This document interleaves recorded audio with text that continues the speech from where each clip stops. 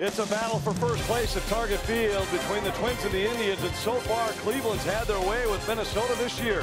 They've won 5 of the 7 head-to-head meetings, including all 4 here at Target Field, outscoring the Twins in the Twins' home ballpark 28-8.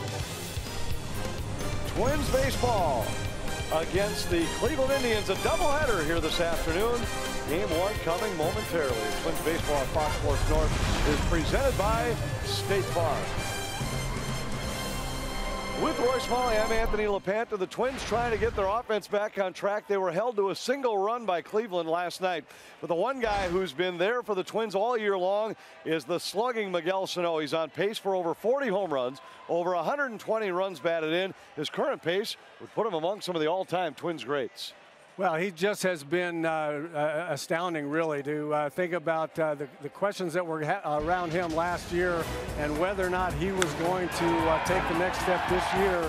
He had answered those questions. He's been absolutely terrific. What impresses me about him is that just when you think he's going to go into a slump, because it looks like he's trying to pull everything, he'll have 4, 5, 6, 8 really bad at bats, strike out a bunch of times in a row, and then has the ability to find his way again and start pounding the ball. He's been really good.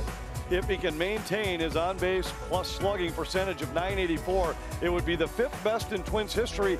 3 of the 4 that were better were guys who won the AL MVP. Well, this is an incredible list, isn't it? The seasons that Joe Mauer had, that Rod Carew had in 1977, I hit in front of him in the lineup that year. One of the most amazing things I ever saw. Of course, Harmon. Sano to be mentioned in that group is pretty special. So the Twins will try to bounce back from last night's loss against the Indians and get back in this series, maintain their lead in the Central. We'll get you ready for first pitch. We continue in a moment.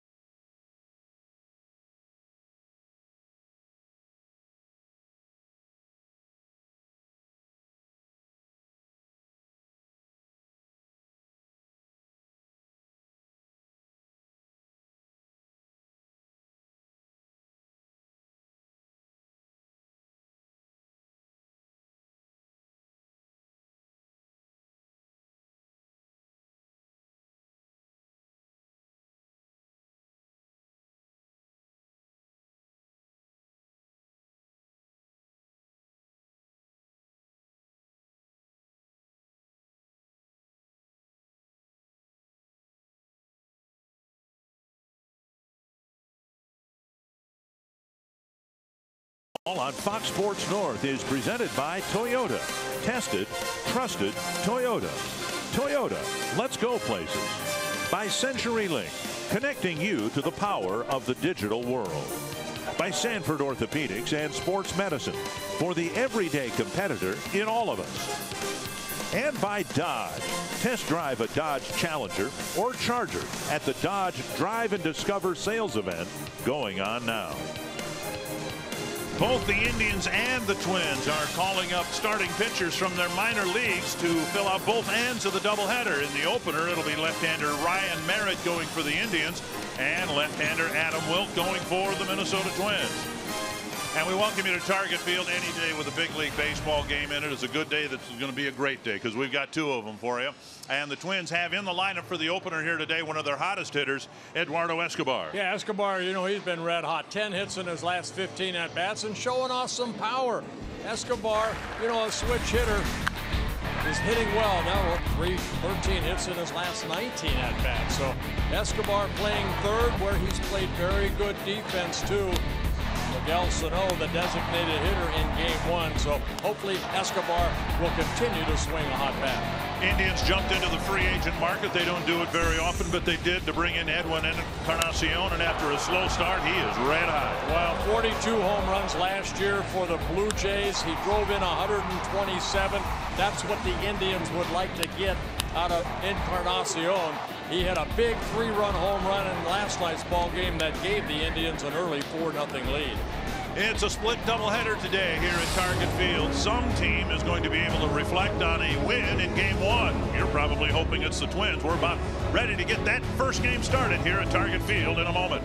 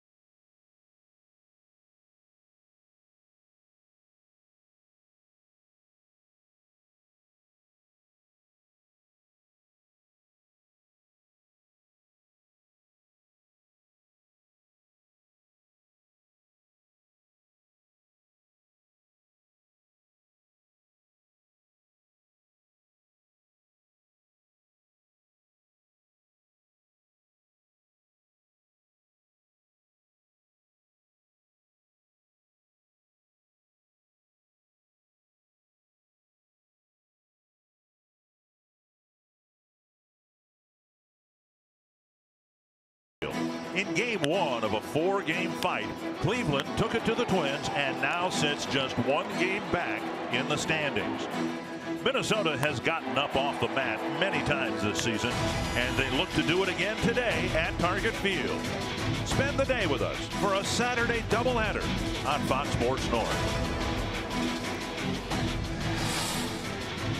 And left-hander Adam Wilk will be making his first start for the Twins. He made a start earlier this year for the New York Mets, but he's making the start here today as the Twins send 3 left-handed starting pitchers to the mound to start this series, with a total, counting Nick Turley's start last night, the 3 starters have a total of 14 big league starts. And Wilk will be making his 5th big league start here this afternoon. Terry Francona has seen his team underachieve to this point, but they realize that with 7 games out of 11 against the Twins, they've got a chance to correct all that in a hurry. the Menards batting order for the Indians. Jason Kipnis back in the lineup. Looked like he might have tweaked his neck a little bit last night, but he's back in there. Daniel Robertson, Jose Ramirez, Edwin Encarnacion, Carlos Santana, Austin Jackson, Bradley Zimmer, Roberto Perez, and Eric Gonzalez. And 29-year-old left-hander Adam Wick on the mound, like you mentioned, Dick, making his first Twins start. And just his 5th major league start. He did pitch in relief against Cleveland when he was claimed off waivers from the New York Mets. He stayed with the Twins. His first appearance as a Twin actually in Cleveland. He worked in relief of Hector Santiago, 3 1/3 innings. Northland Ford defense for the Twins. Eddie Rosario in left, Byron Buxton in center, Robbie Grossman in right, Escobar, Adrianza, Dozier, Vargas the infielders, Chris Jimenez doing the catching. And for the Twins, the bench players tonight or today in Game 1, Castro, Kepler, Mauer, and Polanco. First pitch to Kipnis inside, ball 1. Wick has a fastball in the low 90s, big hard breaking ball, and a changeup. Average down for Kipnis, been little nagging injuries. A little pop up, only one infielder on that side, and Escobar back on the outfield grass makes the catch. Kind of a tough play. You're up on the infield grass and you've got to backpedal through the skin of the infield onto the outfield grass. And with that high sky too, you saw the shadows of the players. It's basically straight up above them. So nice little catch by Escobar for first out of the ball game. Daniel Robertson now will bat.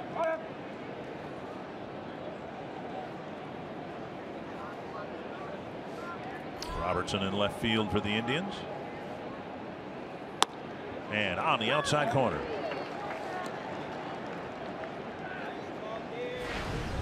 Robertson, 31 years old, signed as a free agent with the Indians over the winter.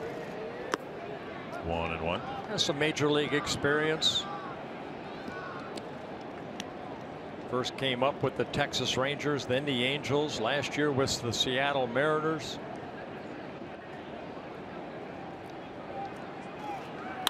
On the ground, Adrianza has it. Rifles his throw across to Vargas. 2 down quickly for Adam Wilk. A good changeup right there. Jose Ramirez adequately filling the 3-hole for the Indians. They've got some hitters who've struggled this year, but not Ramirez. Now Ramirez still a youngster, 24 years old. He's already in his 5th season with the Indians. Last year hit .312, and over the last 3 ball games starting to pick it up even better. Not only a good offensive player, good defensive third baseman. Remember when he first came up, he was out in the outfield. And that's kind of the hallmark of Terry Francona's teams, having players that will be willing to move around. Lonnie Chisenhall has done that. He was an infielder. He's an outfielder. Ramirez was in the outfield. He was at short a couple years ago until Lindor showed up. Now he's their third baseman. 2-0.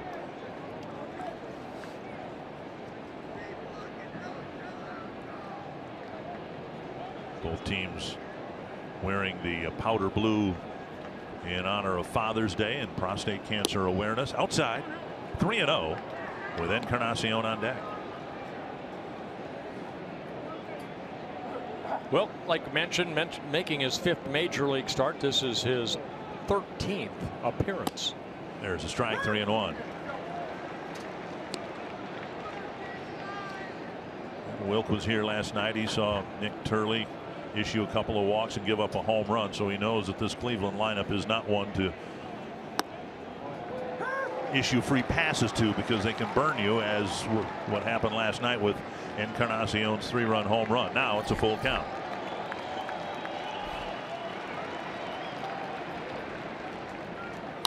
Fouled back. Contrasting the 2 starters, it's fair to say, I think, that Turley throws harder than Wilk. Today we're participating in the home run challenge. Every home run and strikeout in the game today raises money for prostate cancer research. You can make a pledge by going to homerunchallenge.org. To right field and hit well. Grossman going back, and it's gone. A home run. Ramirez to the opposite field on a 3-2 pitch, and it's 1-0. And a 10th home run of the year for Ramirez, so he continues to swing a hot bat. A switch hitter is a right-handed hitter. That's his 3rd home run. So a fastball away, didn't try to pull it, didn't try to hit it straight away, just kind of went with it. And The strength of the young 24-year-old makes good contact. Ends up in the bleachers out in right field.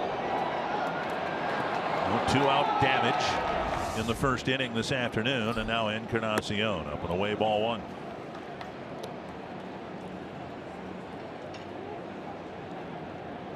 Giving up runs early has been a chronic issue at home, more so than on the road. Saw the Mariners score a pair of runs 3 times in the 4-game series. 2-0 now to Encarnacion. You know, in Wilk's career, he came into the game only 37 innings pitched in the big leagues. That's his 14th home run he's allowed. And now he falls behind Encarnacion 3-0.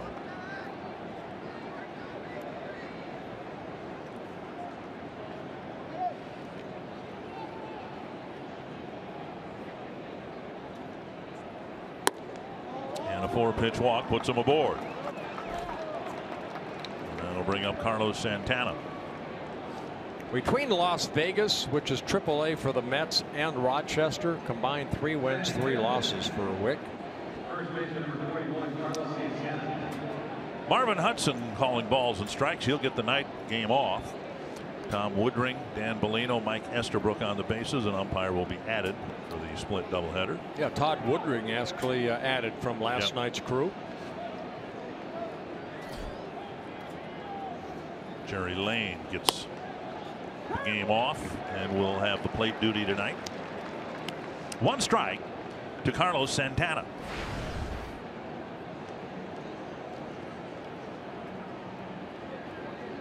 Santana, a switch hitter, hitting only 176 as a right-handed hitter, only 236 as a lefty. Big swing, has got very good power. So Wilk gets ahead of Santana after falling behind Ramirez and Encarnacion.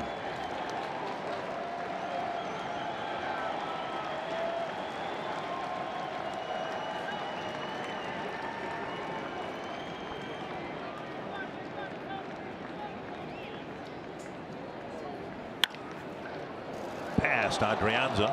0-2 single for Santana. The Indians are still in business. Yeah, too good a pitch right there, ahead in the count. Ball looked like it was down the heart of the plate, middle in, and Santana hits it sharply into left field. Wanting to go inside, but ball left up, too much of the plate.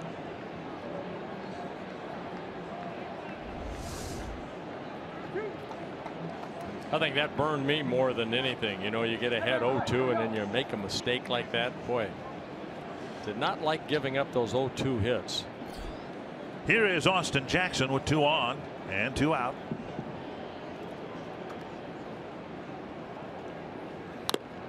Fouled away. Neil Allen, the pitching coach for the Twins, will tell you nightmarish stories about one of his pitching coaches when he was with the Mets was Hall of Famer Bob Gibson.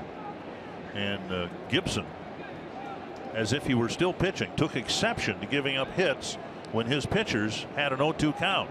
And he would remind them of how unhappy he was when they got back into the dugout. Probably real close face to face. And now 2 strikes to Austin Jackson. I mean, you know, out there, you know, you made a mistake. You know, you're ahead in the count. Make them chase a pitch or something. They tried to go hard in, and you know, Wilcom, I know he's upset that he did that, but now, hey, still 2 outs, runners on. Make a better pitch here. Better pitch here. All is forgiven, right? Well, never forgiven, but no, he didn't want to go. He didn't want to make a mistake there. Jimenez had to leap for that one. 1-2. Wilk, of course, started the year in the Mets organization. He was the guy the Mets called up when Matt Harvey showed up late to pitch a ball game.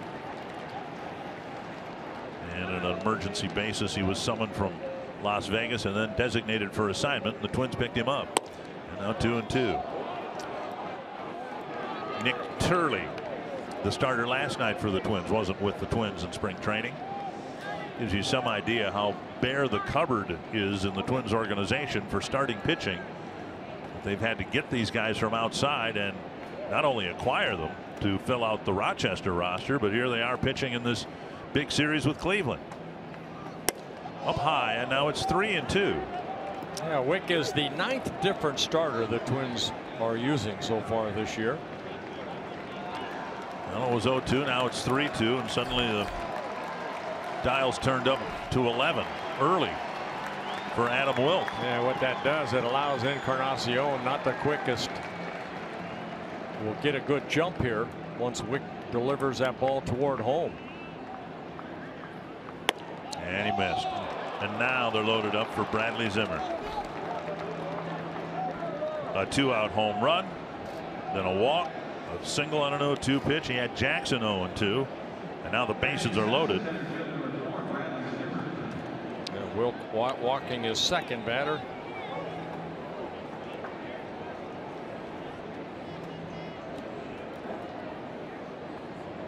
Zimmer playing in center field. Lefty against lefty.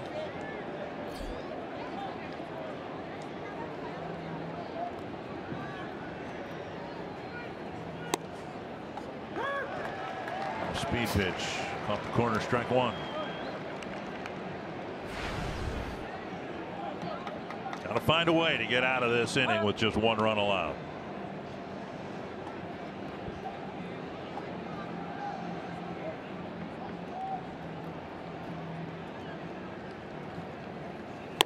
It's too big of a game for the Twins and too big of a game for Adam Wilk. Getting an opportunity here to pitch a good ball game in a big series, and he's tested right away here in the first inning. 0-2 to the 3rd straight batter.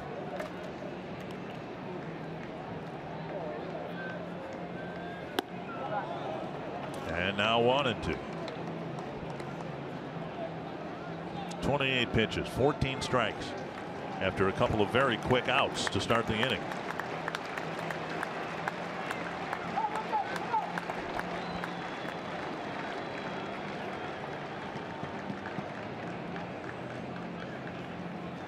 Foul back. Well, Zimmer, 24 years old. He was the #1 pick by the Indians in 2014. Out of the University of San Francisco. Got called up in the middle of May. Speedy outfielder.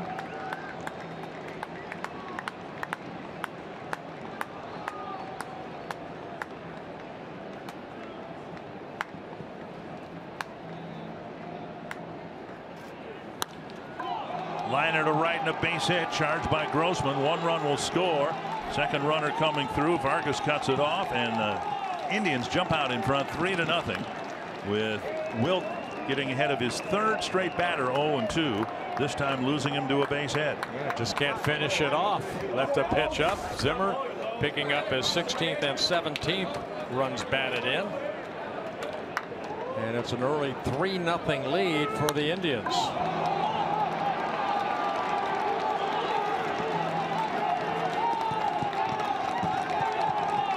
Wilk made 3 appearances, 2 starts for Rochester.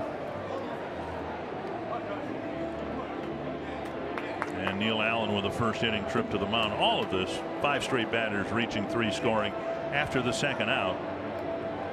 We talked about the cupboard being bare. The other starters for Rochester, David Hurlbut has a whip of 1.43 in 10 starts for the Red Wings. Aaron Sleekers with a whip of 1.37.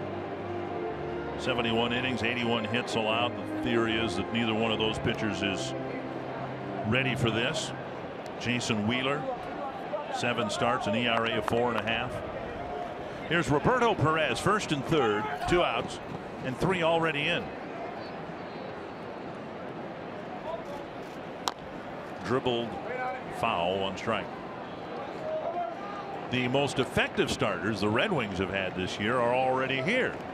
Jose Barrios, Adalberto Mejia, Kyle Gibson made a couple of starts. He was pretty good in Rochester.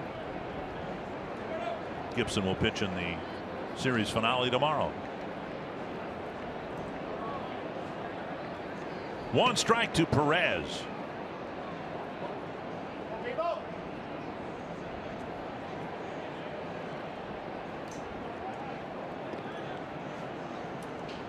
Wimmer at first after a big 2-run single. Now Wick's got a pretty good move. He did pick off one batter this year, or one base runner.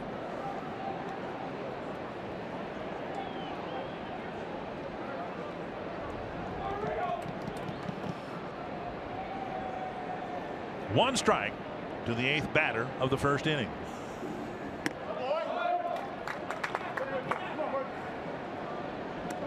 One and one.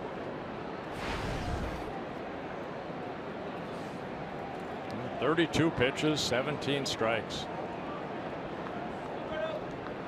To accommodate Wilk on the roster, the Twins sent Ryan Presley to Rochester, optioning him there this morning. And it's not because Presley wasn't pitching well. It's just he pitched recently, a couple innings last night. And with 2 games today, and a growing apprehension in baseball to have relief pitchers pitching in both games of a doubleheader, the Twins had to make a move, and Presley was the odd man out because he pitched most recently, now almost to the backstop, and it's 2-1. So Ryan Presley optioned to Rochester. Alex Wimmers added to the roster for this doubleheader as a 26th man, and he is eligible to pitch in both the morning or afternoon game and the night game, one or the other or both. And this is all after Barrios gave the Twins an extra inning or two the other day, going 8 innings in the hopes of saving the bullpen, and they still have to shuffle the roster to get through the day. Well, 3 throws over. Zimmer at first base, good speed. 5 stolen bases in 6 attempts. So Wilk trying to keep him close. 2-1 to Perez.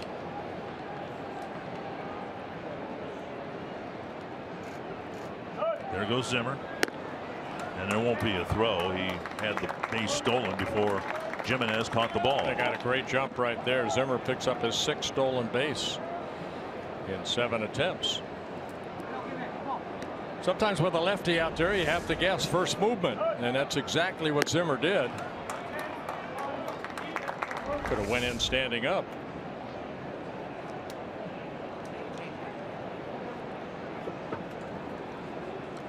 Three and one now. Eric Gonzalez on deck. Big swing and a miss, 3-2. Might have changed ball 4.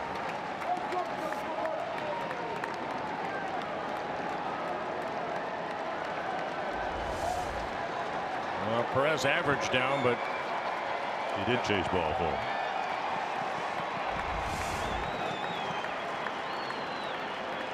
He's got some pop in that bat. Full count to Perez. Pitch number 36. Foul just beneath us. Oh, nice catch by the fan down here. Didn't need a glove. Then he gave it to a young girl. Very nice.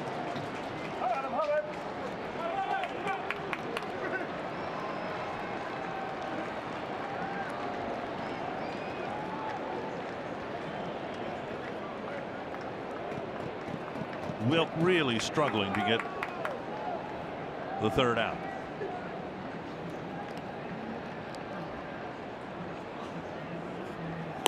Changeup got him, and finally the inning ends. But after the 2nd out, the Indians string a bunch of hits and walks together to score 3.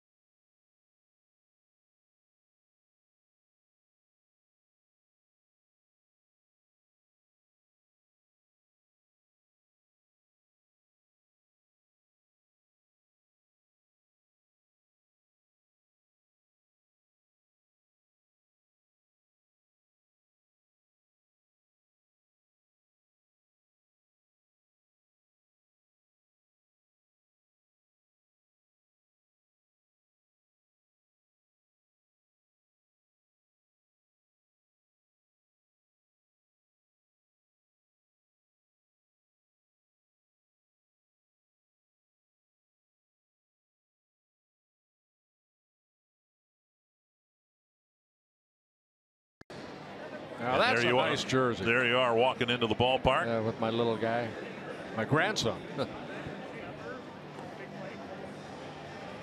Well, the Indians have a 3-0 lead early, this time even earlier than their lead last night.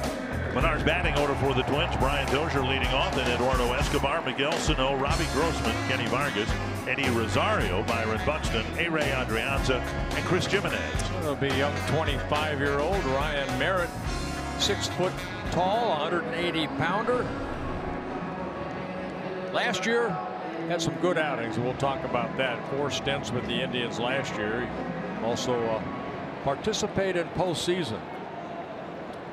Boy, did he ever. Yes, he stepped up in a big game for the Indians because, as you may recall, they were begging for starting pitching through their postseason run. First pitch hit to Kipnis on the third base side of second base, and Dozier's very quickly retired. Yeah, Merritt with a fastball, not overpowering, maybe top out 91, 92. Curveball, little cut fastball like a slider, and very good changeup. Indians out of the field: Robertson, Zimmer, Jackson in the outfield, Ramirez, Gonzalez, Kipnis, Santana the infielders, and Perez behind the plate. Kipnis missed a couple of games with a strained neck, and then as he tried to get out of the way of a Ryan Presley pitch last night, looked like he tweaked it and was out of the ball game at the end of the ball game. Back in the lineup today. 1 strike to Eduardo Escobar. Didn't start last night. Back in the starting lineup this afternoon, maybe tonight as well. Boy, 3 pitches, 2 outs.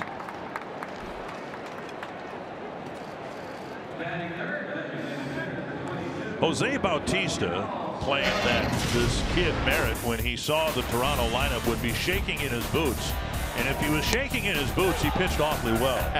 Only 2 hits allowed, 4 1/3 innings. Indians ended up winning that ball game 3-0, and then went to the World Series and faced the Chicago Cubs. That was game 5. Here is Sano, and there is ball 1. Big man, the designated hitter this afternoon, probable third baseman tonight.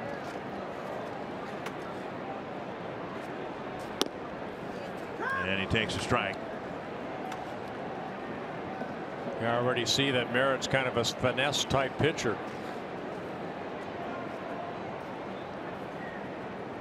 There's a big slow curveball at 72, 73.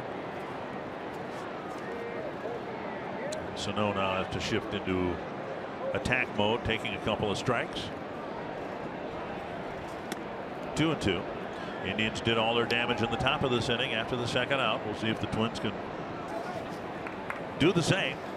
Grossman on deck.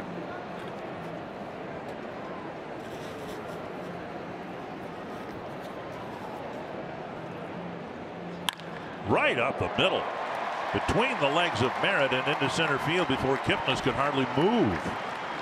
And Sano has a sharp single. A good at bat for Sano, and the last thing you want, of course, is to fall behind early and have a string of bad at bats. Dozier was retired in 1 pitch, Escobar on 2, and now Grossman will come up. Yeah, outer half of the plate. Good solid swing by Sano.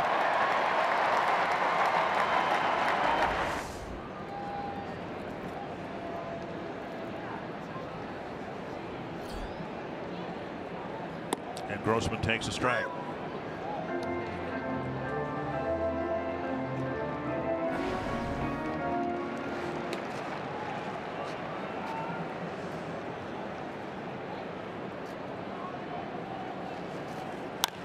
Right field corner. Jackson sprinting to the corner and flags it down, showing his speed that made him such a good center fielder. Jackson gets the fly ball in the corner, and the Twins are done in the first inning.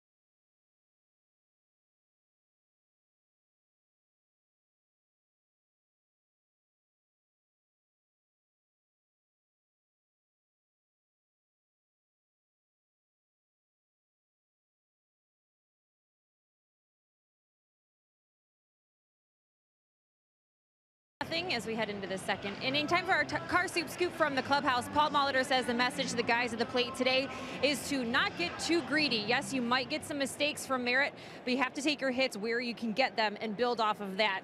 Molitor also said the decision to option Ryan Presley was based really just on circumstance. His last 2 outings, yes, he made improvements, but last night, because of 24 pitches, he would not be available.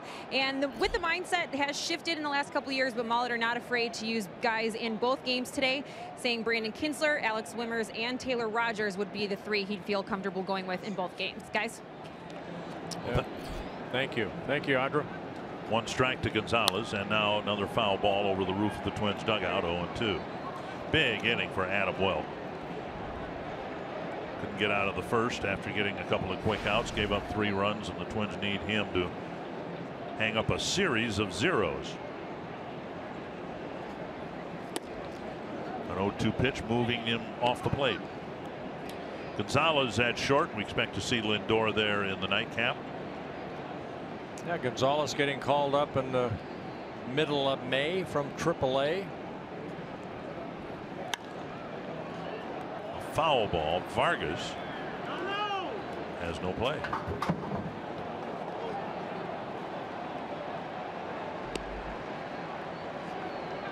One and 2 to Eric Gonzalez, and back to the top of the order and Jason Kipnis. Yeah, Gonzalez 25 years old, 9 seasons in the minor leagues. He came up a little bit last year with the Indians, signed by the Indians out of Dominican Republic back in 2008. And another foul.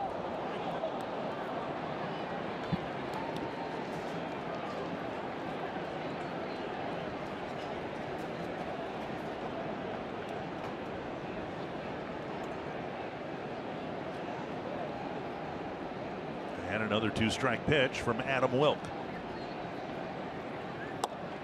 Missed the inside corner. 2-2. Wilk, 29 years old, originally drafted by the Tigers back in 2009. Been released a couple times. Played in 2013 in South Korea. And another foul to the opposite field. I think we've seen that last night and even tonight today with Jose Ramirez, a right-handed batter, hitting a ball hard to the opposite field for a home run. And I think that's what Paul Molitor was saying. Take what the pitcher Brian Merritt is giving you. If there are pitches on the outside part of the plate, don't try to pull them. This one again fought off to the right side.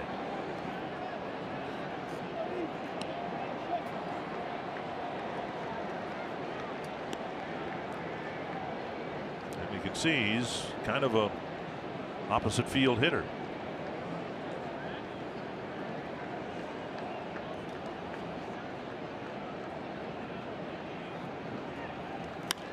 And then he pulls one 100 miles down the left field line, foul.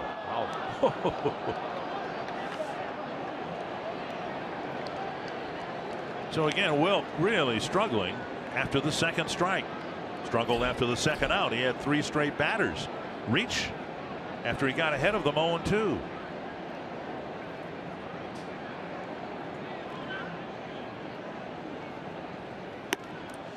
And now it's 3-2.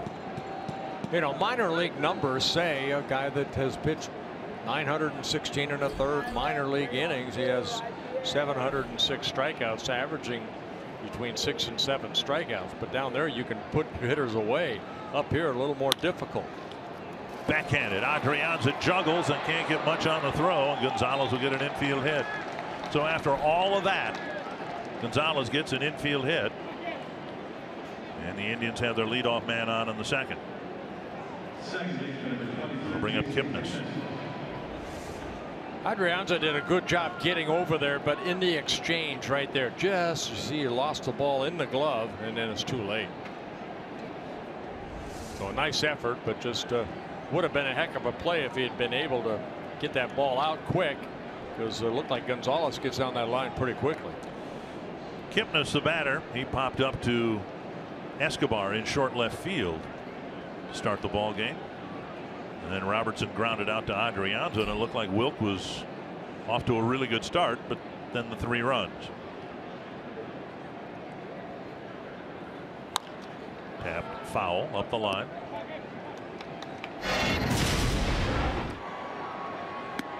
Kipnis getting out of the way. Presley with a fastball up and in, and then Kipnis.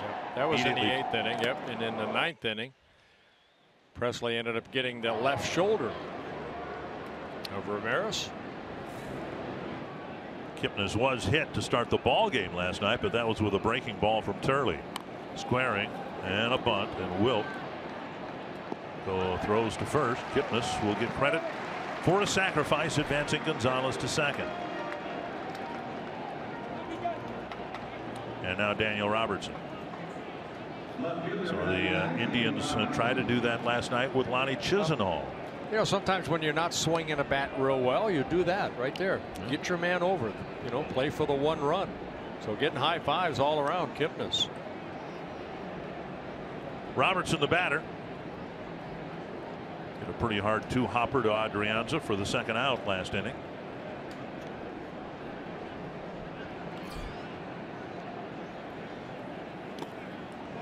In the dirt to Jimenez, ball 1.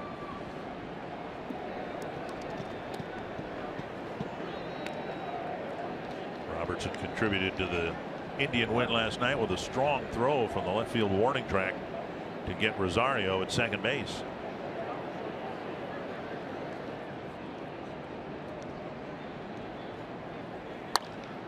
And Vargas kicks it a little bit, flips to Wilk. They still get the out. In and out of the glove, but Vargas with a nice recovery, and Wilk right where he should be, 2 down. Yeah, he tried to come in to look at that little short hop, and what he did right, and I'll say it again, once that ball was bobbled, he didn't pick it up with his glove. He barehanded it, and then the pitcher's responsibility, see a ball in and out of the glove, pick it up, don't panic, as Tom Kelly would say, and flip it to the pitcher covering. But when they tell you don't panic and they scream it, then you're panicking. Then you're going to panic, aren't you? Here is Ramirez hit an opposite field home run in the 1st inning, and Wilk hits the outside corner, strike 1. That hasn't been the problem for Wilk.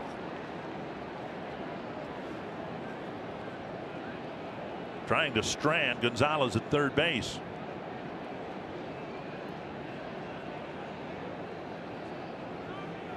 One and one. You see the pitch count on your screen, 54 pitches already.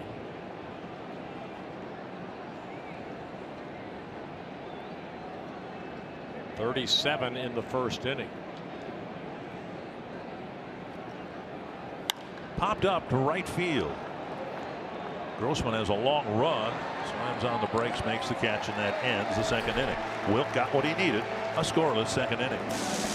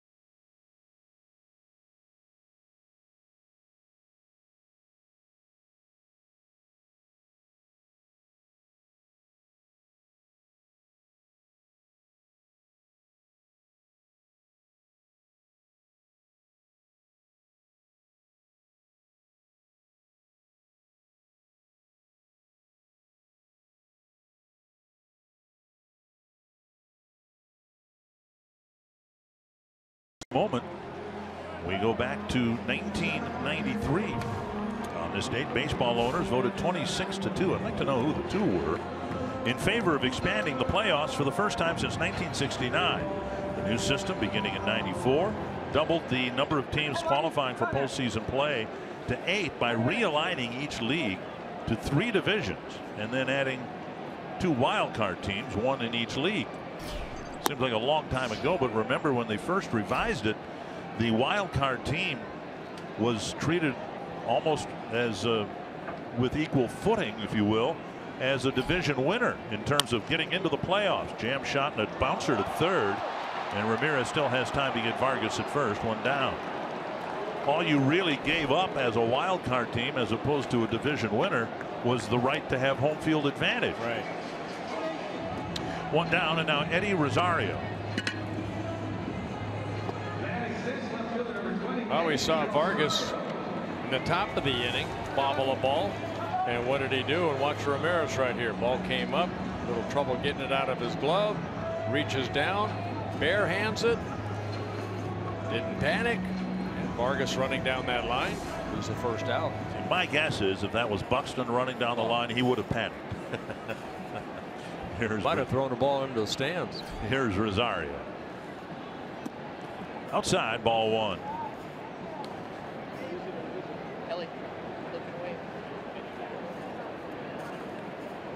Beautiful day for an afternoon game and then a night game tonight. 2-0 to Rosario.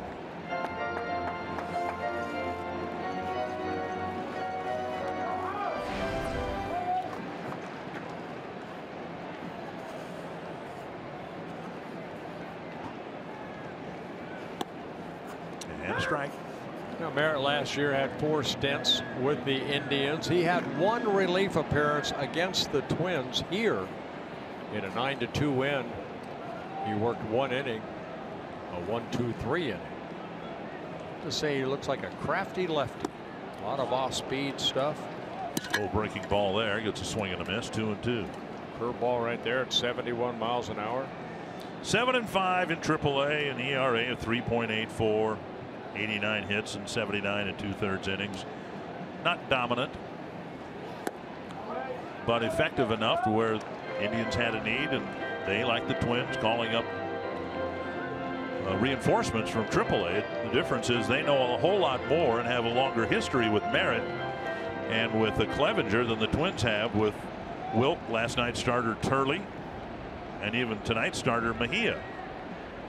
Full count. And that one off the pitcher, and now over to Ramirez, gets rid of it quickly. Big pick at first by Santana. Now that's the way to get an assist.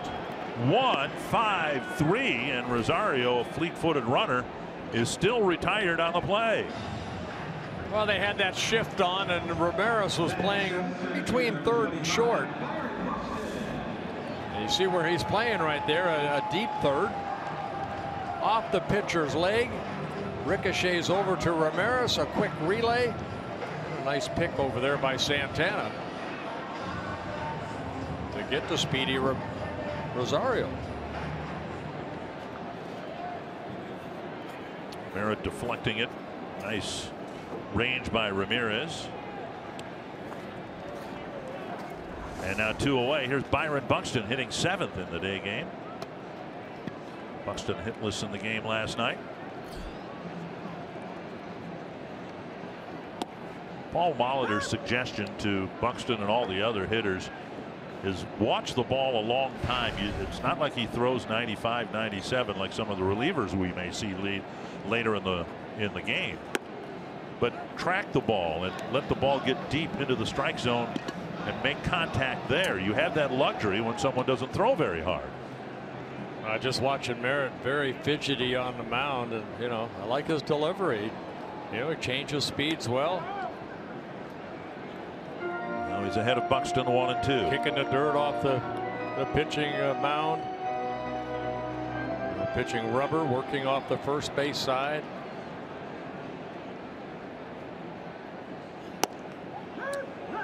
And a fastball on the outside corner.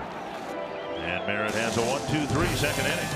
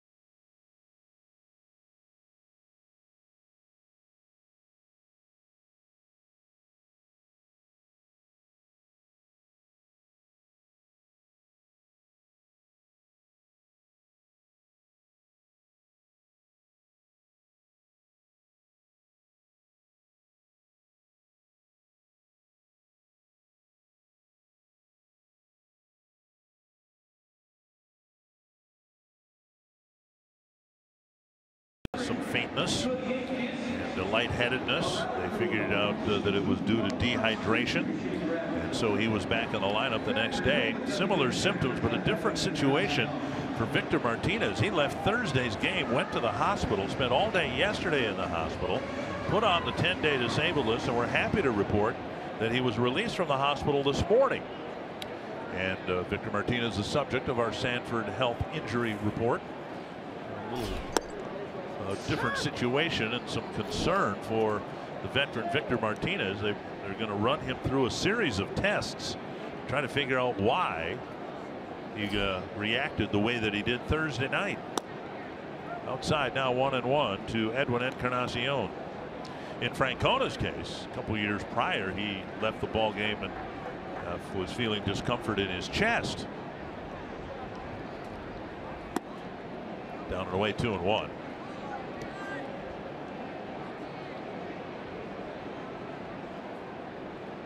He has been a part of the turnaround in Cleveland. Check swing now 3-1. Encarnacion, Santana, and Jackson in the Cleveland third.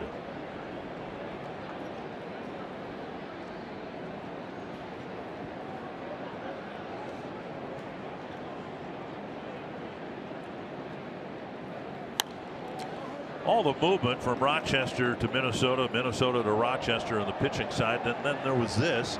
Relief pitcher Mason Melitakis was promoted from Chattanooga to AAA. And I think there's a real good chance, if Melitakis stays healthy and pitches well, that he will be up here to help the major league club sooner rather than later. That's just my suspicion. That's not based on any conversation. Encarnacion draws a leadoff walk in the third.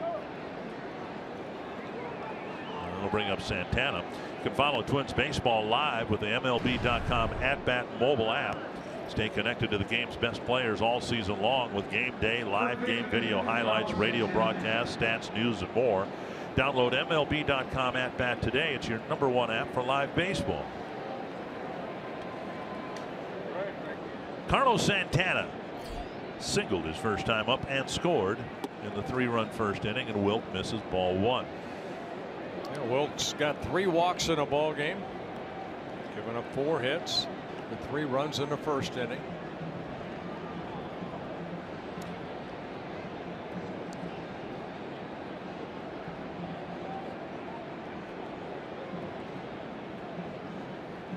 Swing and a miss. Santana's a free agent after this year, and Santana's follow through, it looked like he hit Jimenez, his former teammate.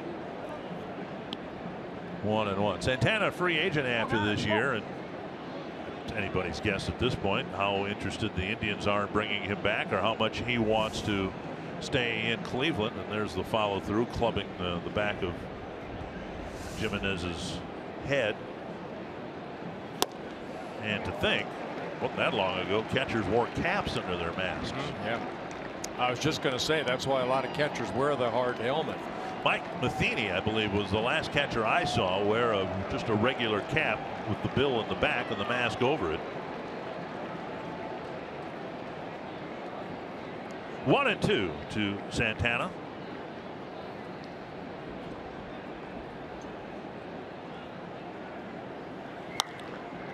Right field corner, fairly deep, but a foul ball. And of course, different players react differently to the pressure of being a free agent, whether that has anything to do with Santana's lack of production this year. Santana probably couldn't even answer that. But just look at Kansas City. Alcides Escobar, the shortstop, is going to be a free agent. He's really, really struggling. And his mate on the left side of the infield, Mike Moustakas, is having maybe his best year, and he too will be a free agent at season's end. Dribbler in front of Escobar. He'll have to hurry. That's a good play, and they got him. Eduardo Escobar, playing a deep third base, made a fine play for the first out. Yeah, the exchange from glove to the ball very quick right here. So kind of a swinging bunt. Escobar has to come in and get it in that little hop, and then watch the exchange and then the release very quickly to get Santana at first base. Good stretch by Vargas. Encarnacion to second, and now Austin Jackson.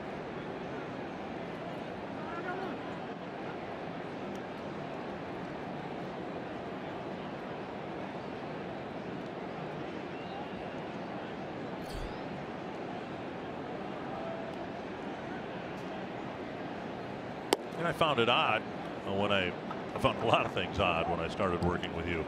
But one of them was you were never a free agent. No.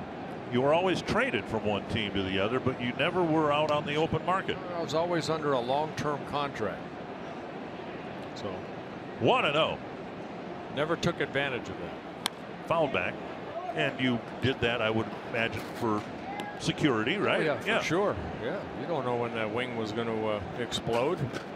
In Santana's case, the Indians picked up his option, and why wouldn't they? He had a really good year last year and helped get them to and almost win the World Series. But it's a little bit different set of circumstances this next offseason. 1-1. And now 2-1.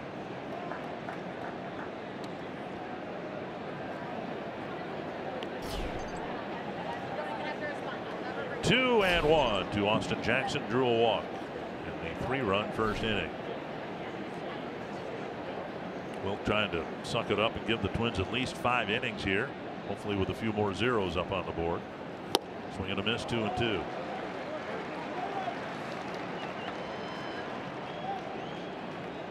Wilk without a strikeout. Well, he got Perez, didn't he, to end the first inning? Oh, you're right. He has one. Didn't mark it down on my book. 2-2. Foul back. And that's what we've seen from Wilk. A few innings as a relief pitcher, and here today in his first Twin start, he really doesn't have swing and miss stuff. When you throw 90 miles per hour and you're a finesse pitcher, you generally aren't going to strike too many people out. 2-2.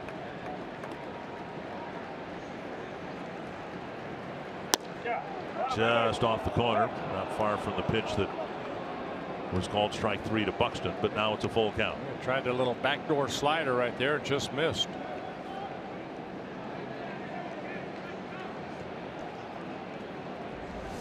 A quick look at that slider. Can't call that a strike.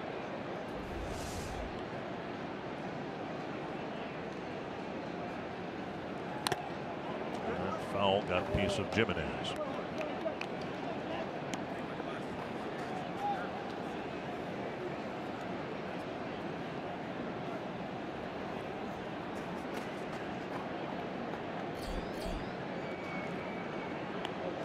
Mentioned that the cupboard's kind of bare for the Twins. The picking's pretty slim, to use another cliche, when it comes to minor league starters who are ready to come up here. A couple of guys that could have been. Cole Stewart, #1 draft pick a few years ago, but he's been hurt. He's having problems throwing strikes. He's got 22 walks and 24 and a fraction innings in Rochester. Another 3-2. And a fly ball to right, playable for Grossman. 2 down, and let's go to Audra Martin.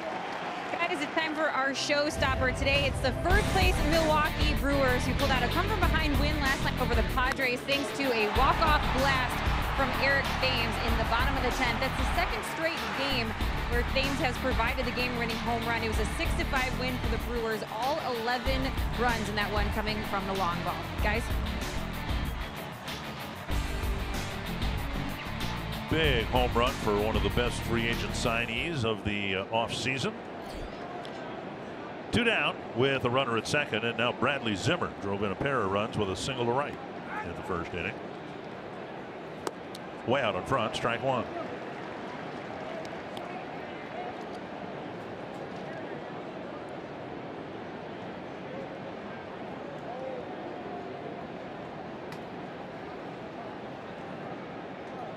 I just wanted to be clear when I was talking about Cole Stewart. He's on the Chattanooga roster. I didn't mean to suggest he was at Rochester, the AAA affiliate. Swing and a miss again on the off-speed pitch. 2 good breaking balls to get ahead in the count. They got ahead in the count to Zimmer on his first at-bat, went to 3-2, and that's when he hit the 2-run single.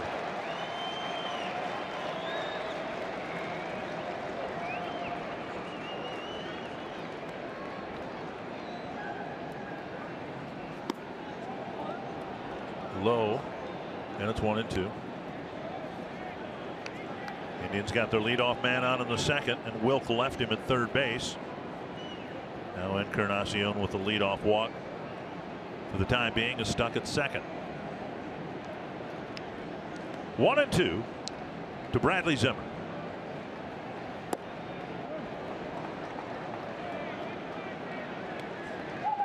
Two and two. And Wilk's pitch count, trying to get through the third inning here, is approaching 80.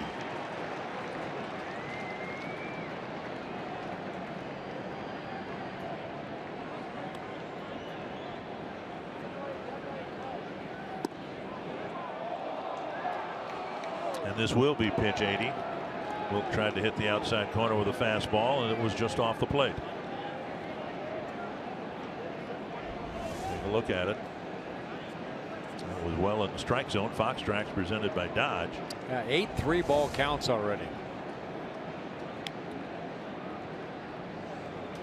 Turley had 10, I believe, last night. And Zimmer on the breaking ball whacks it into the corner. Another big 2-out hit for Zimmer, driving in another run. He's got 3 runs batted in. So Wilk hit the outside corner with the fastball, didn't get the call, tried a breaking ball, and Zimmer was all over it. And left it up. And Zimmer, like you mentioned, picking up now 3 runs batted in. 18 on the season. As Encarnacion scores after the leadoff walk.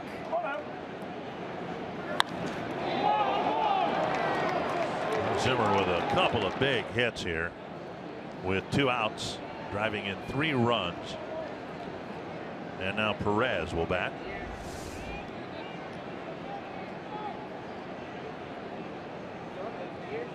Perez struck out to end the first. No activity in the Twins pen, so Wilk has got to try to find a way to get through the third inning here. And again, the Twins shuffling the bullpen roster in addition to the rotation roster, with 2 rookie starters going in this doubleheader. Wilk and then Mejia tonight.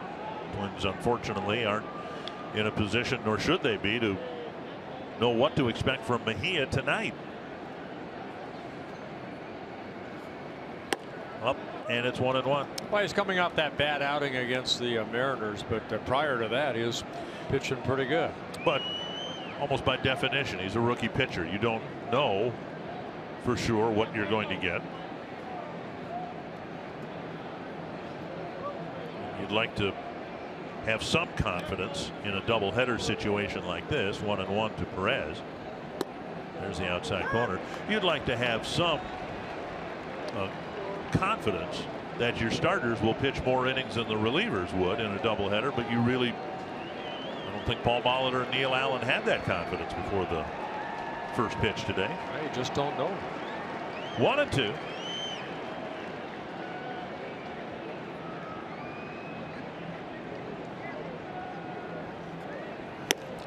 And Perez strikes out to end another inning.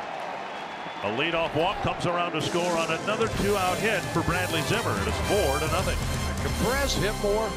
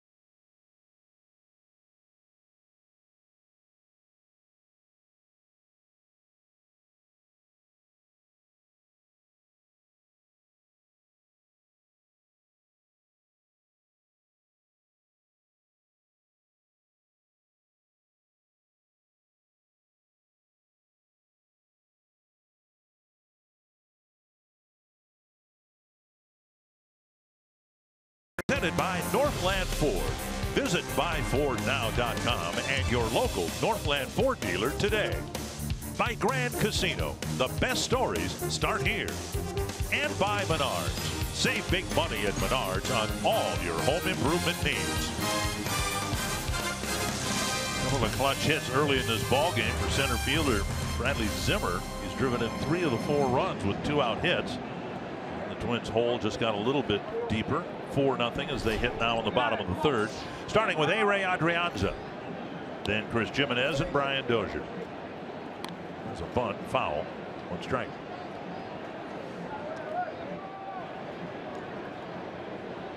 And Merritt has appreciated the early run support, and he's doing a good job of getting him back on the bench as quick as possible. Only 23 pitches thrown, 16 over the plate.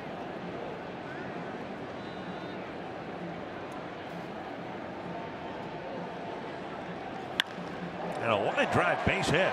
Adrianza with a sharp single to start the 3rd inning. That'll bring up Jimenez.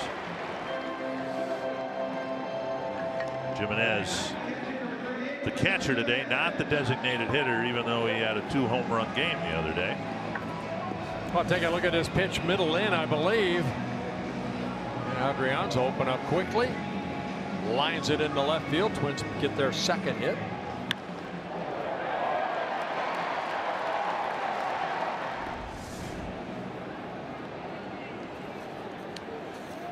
Jimenez with 3 home runs on the year.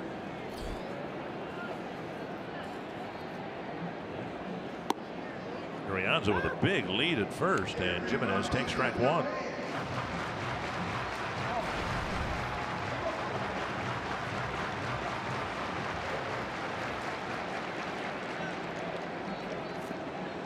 One strike to Jimenez. 4 different stints over the years with the Indians. There you see Adrianza's lead, and that draws a throw. Jimenez on the playoff roster for the ALCS, but not the World Series last year for the Indians, but was in uniform in the dugout as the Indians almost pulled it out against the Cubs in Game 7. Pitches up, 1-1. It was a great World Series, and not just because the Cubs won. That was nice to see, to be sure, but then you remember the Indians have the long World Series drought too.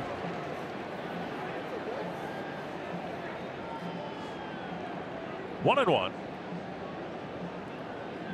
Didn't mean to, and a little roller. Santana pounces on it and gets one, and the second return throw goes into the seats, so Jimenez will end up at second base. Good play by Santana, who instinctively charged that ball and was able to get the lead runner. Got the force out, and then with the pitcher covering, a little short hop to Merritt, and the ball got by him into the stands. Kind of a check swing right there by Jimenez. Santana charging it, getting the force out, and the relay throw gets by the pitcher. Error to the shortstop, I presume. Here's Dozier with Jimenez at second. Now that's how good it's going for Jimenez. I mean, he checked his swing and still hit it on the barrel, and ends up at second base. Strike one to Dozier. Yeah, the error charge to the shortstop Gonzalez, his first of the year. Jimenez reaching first on a fielder's choice, going to second on the error. One strike to Dozier, who bounced out to Kipnis on the first pitch he saw in the first inning. The right center field, down for a hit. Jimenez will round third. He's coming around, and the throw cut off, and Dozier drives in the first Twins run with a sharp single to right. And we have seen more of that from Brian Dozier, taking the ball the other way. So Dozier picking up his 30th RBI of the year. And that's what I think Paul Molitor meant when he said the hitters should take the hits that they are given. If the pitch is away, it's a perfect pitch to do what he did. Yeah, weighted back nicely, lining it into right center. Zimmer picking it up, getting it back in the infield. Twins on the board now. Escobar. No activity in the Twins pen with Wilk anticipating starting the 4th inning. Ball 1 to Escobar. He pulled the ball to short on the second pitch he saw in the 1st inning.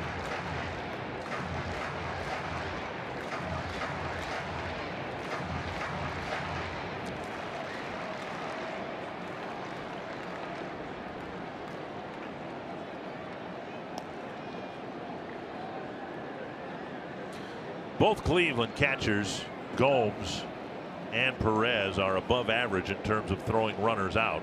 Twins down by 3 runs. You wouldn't think Dozier would go here with a left-hander on the mound.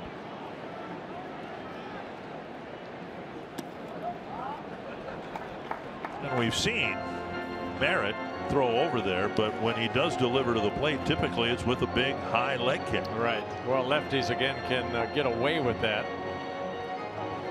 As soon as the foot crosses the rubber, in this case the right foot comes back behind the rubber, you can go. It's kind of what Zimmer did against Wick. Sometimes runners will tell you against lefties they'll just go on first movement, and then it's flip of the coin. You just hope that they don't throw over.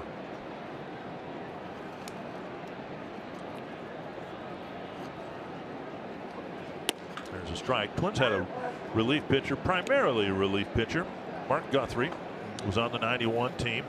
He always got a lot of pickoffs, and yet he was easy to steal on because he always had the big high leg kick. And runners would go on first movement. And if he wasn't throwing over there, they had an easy steal of second.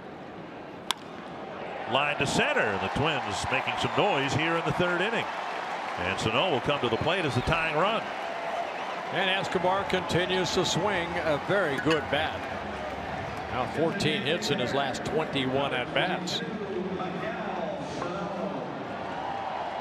The way last night's game played out, the way this one has started, the Twins need a little bit of a jolt here. The fans need a little bit of a jolt. See if Sano can provide it.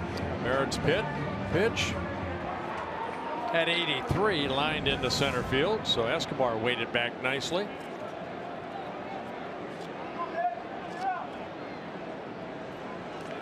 Sano with a sharp single up the middle. It went between Merritt's legs before he could blink.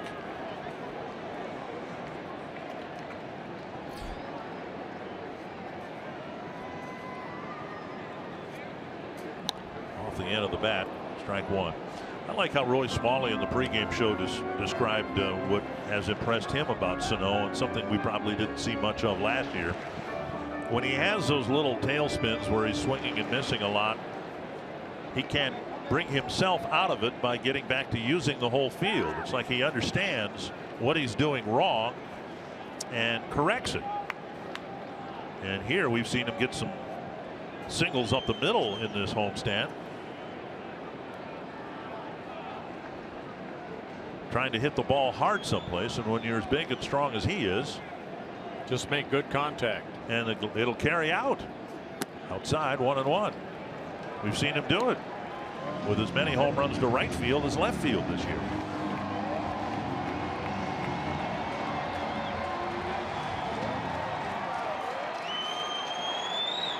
Two slow breaking balls so far.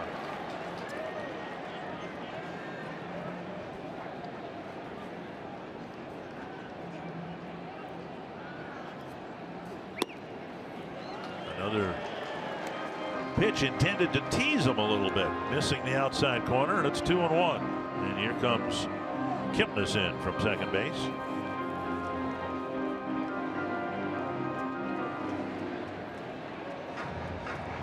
Twins with the right man at the plate as they hope to come back from a 4-0 deficit.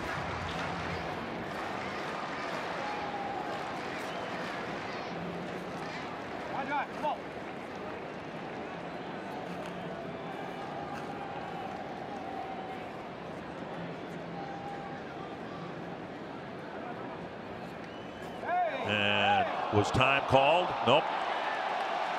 Wilk started toward home plate, and a balk. Well, now wait a minute. Yeah, Marvin Hudson saying that Sano called for time. Paul Molitor coming out here. I didn't see anyone in authority calling timeout, but Wilk obviously stopped his delivery. He's seeing Sano saying time. Oh, well, that doesn't mean anything if the umpire doesn't do it. And the discussion between Paul Molitor and Marvin Hudson. Apparently Hudson convinced Molitor that he the umpire. Maybe he yelled it too, time before he put his hands up. So no balk. And the count is 2-1 to Sano. And you kind of saw what Kipnis wanted Merritt to do, is look a couple times to second. Don't just look once. And that's exactly what he did. Now looks again. Pulled foul. 2-2. Give him more than one look, because if you just look once, and then Brian might, take off for third. Doubt if he'd do it here with Sano at the plate.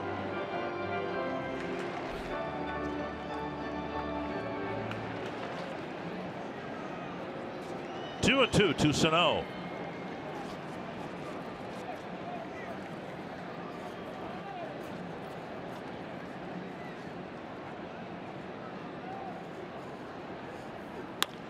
Double play grounder.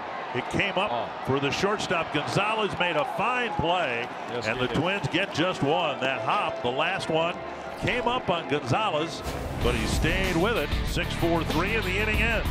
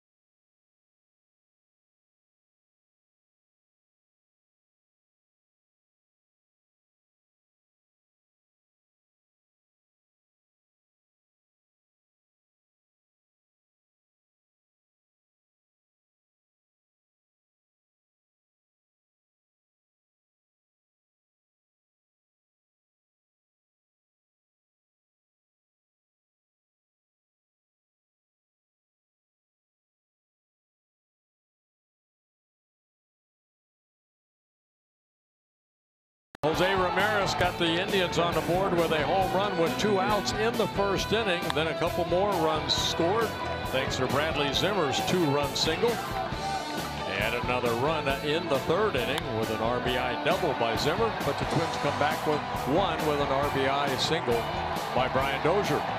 4-1 ball game. And leading off the fourth inning, it'll be shortstop Eric Gonzalez, who started that double play to end the bottom of the third, facing Adam Wilk. And on the first pitch, another leadoff hit for Eric Gonzalez. He's 2 for 2. Takes a big turn and holds up there. That was a nice play by Gonzalez. That ball came up, and boy, he got rid of that ball quickly. And little pass over to Kipnis to turn to double play. As they say, anybody can catch the routine ones. That theory is challenged regularly at the fantasy camp. But when you can adjust on a hot ground ball like that and still make the play and get one out, that's something. But he started a double play. Here's Kipnis, 0 for 1 with a sacrifice bunt. He might be asked to do the same here today. And a throw to first, maybe to see if Kipnis would move his hand up the bat barrel. Kipnis, one of their better hitters, struggling against left-handed pitchers. But you wonder whether one of the reasons he didn't lay down a bunt is that neck might still be bothering him a little bit. Yes. So if he was bothered by the neck in the second inning, we'll see whether it's giving him any issues here in the fourth.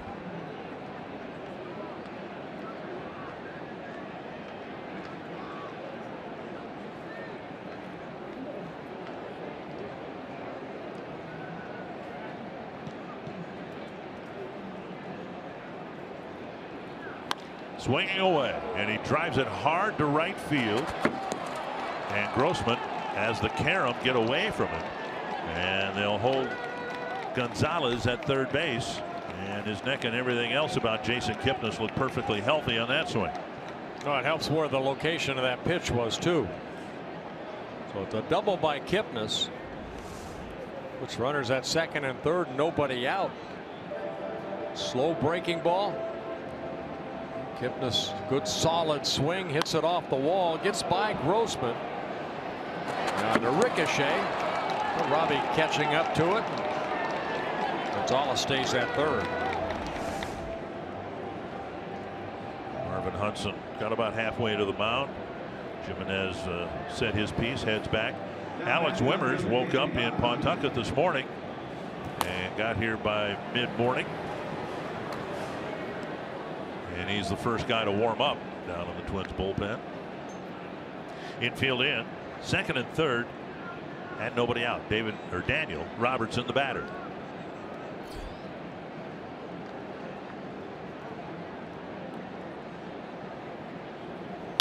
Tapper to short, and Adrianza throws to first, and Robertson on one pitch is retired, one down.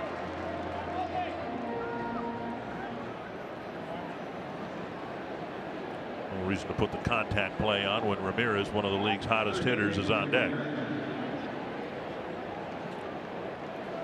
Ramirez with an opposite field home run in the first, and then a fly ball to right field in the second.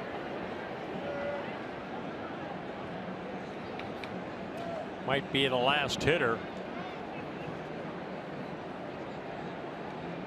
Now Wilk will face. Encarnacion on deck. You got a base open, but Wilk has walked Encarnacion twice already today. How many times am I going to do that? It's a glorious summer day, and I keep saying tonight. It's because we play a lot of night games. Had that excuse though in the Metrodome, but really don't have that excuse here. 1-0. 2-0.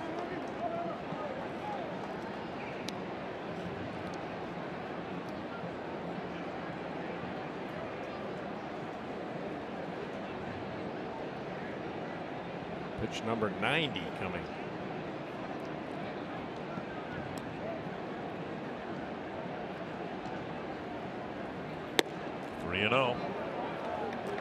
And intentional or not, Wilkes on the verge of issuing another walk. 2 walks in the first inning. A walk leading off the third.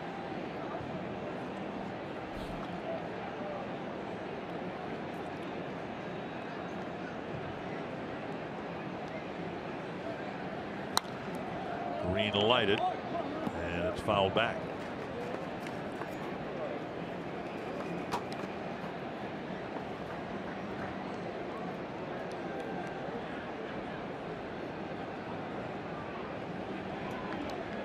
Cleveland's 2 hottest hitters hitting back to back. Ramirez in the box and Encarnacion on deck.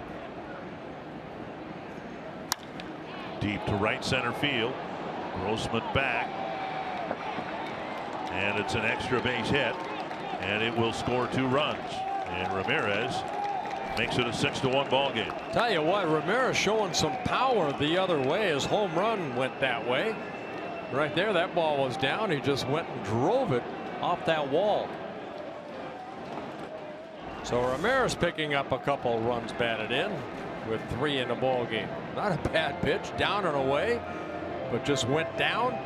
Didn't try to pull the ball. Great wood on a great contact right there. And Grossman knows he cannot catch it. He has to play the carom. And Gonzalez and Kipnis score. 6-1, and Adam Wilk excused for the day.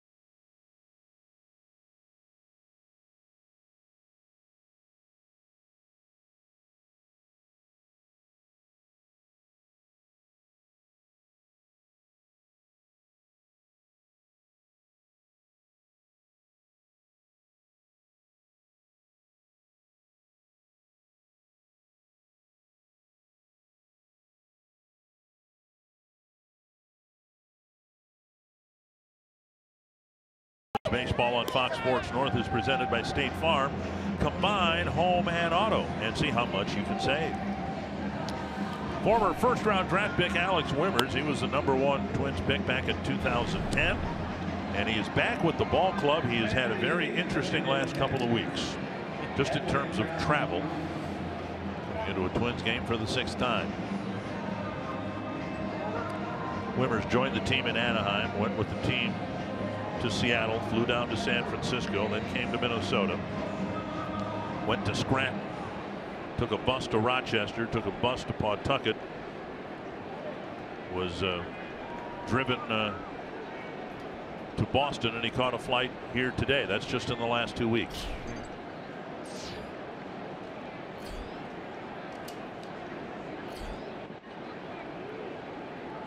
Encarnacion, the batter.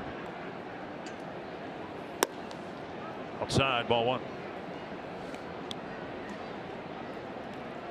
Wimmers with a fastball, very good changeup, and a hard breaking ball. Entering the game with 1 out in the 4th inning. This is the nightmarish outcome the Twins had to prepare for, which sent a very disappointed Ryan Presley back to Rochester, because the Twins got 10 outs from their starting pitcher in the first game of a doubleheader. And now the bullpen will have to pitch most of this game. Presley, after pitching a couple innings last night, wouldn't have been available to pitch in either game. And now Wimmers falls behind 3-0. Encarnacion has walked and scored twice already today.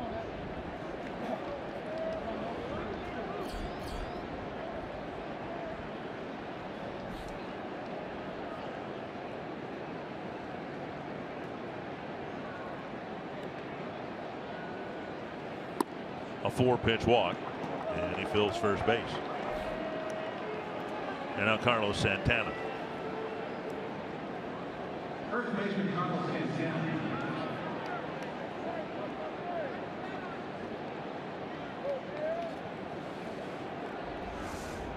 All the pitches away.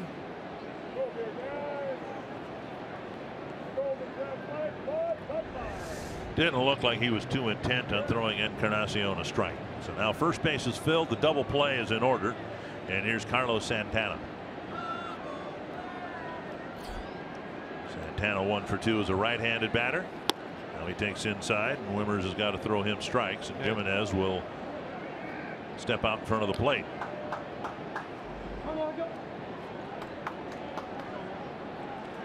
Wimmers never did pitch for Rochester. He hasn't pitched in a few days, which strengthened his case to be a guy called up.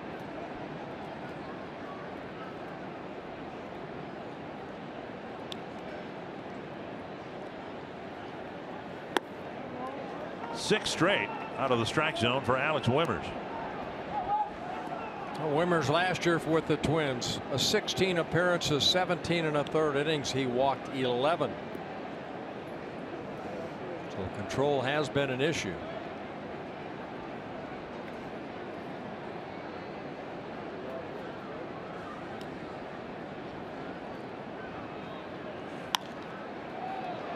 Lifted foul wide of third. Escobar near the tarp. Has no play. Mentioned Wimmers, the first-round draft pick for the Twins in 2010, and as you look at those first-round picks more closely this week, because the draft was held this week, it's been one of the issues for the Twins. They've not had their top draft picks, particularly on the pitching side, pan out for them.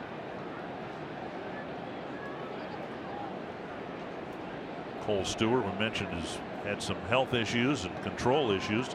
Tyler Jay, drafted in the first round 2 years ago, has pitched 2 innings this year and had obviously some health issues. He was converted from a starter to a reliever to help him stay healthy, and it hasn't worked out very well. How'd that work out?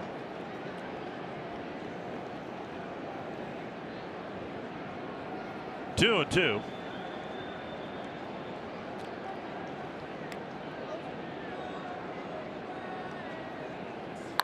Pulled on the ground. Vargas flips to Wimmers.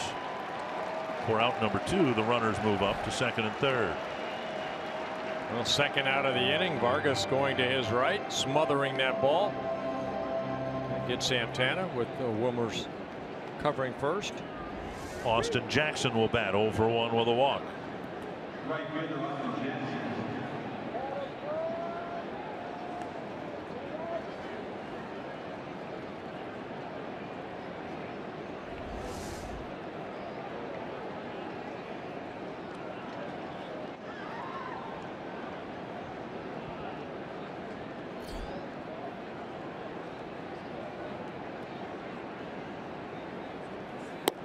Outside, ball 1.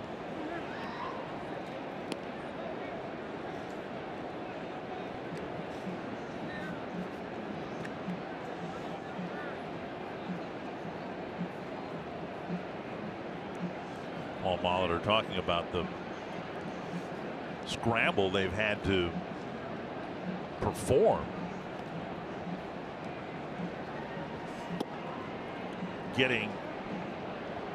making room for players, and Wimmer's an example of it, to get them onto the 40-man roster when they weren't on the 40-man roster as recently as March and April,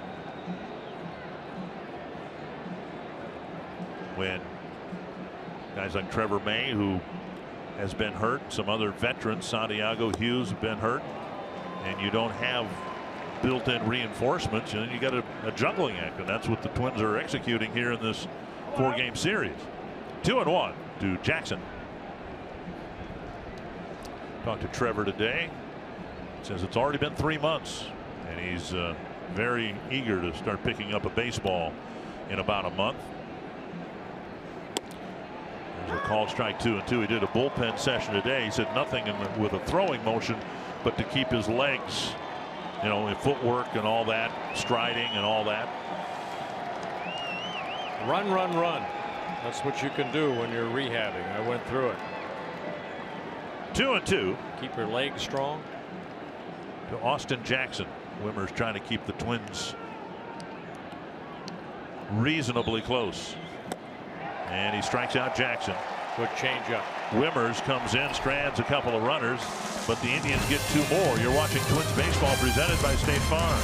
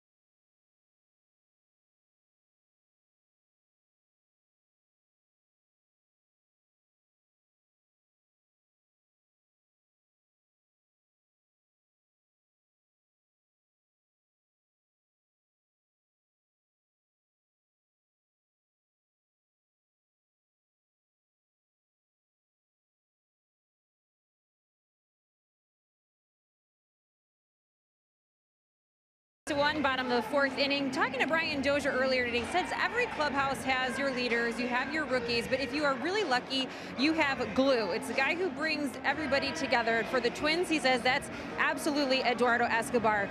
Dozier says that he's so valuable that when you add the skills, what he brings to the table in the field, mixed with who he is in the clubhouse, he actually becomes an everyday player, even though he might not be in the lineup. And there is nobody happier for how Eduardo Escobar has been playing at the plate plate than Brian Dozier. We know the two of them are very close friends, and he couldn't be prouder of his friend. Guys? Yeah, thank you. You know, when Escobar first came from Chicago and he left Chicago, that was almost the same thing that was said by the White Sox. They missed this guy. They missed his leadership in the clubhouse. One hopper to Ramirez. And Robin Ventura said the clubhouse was never the same.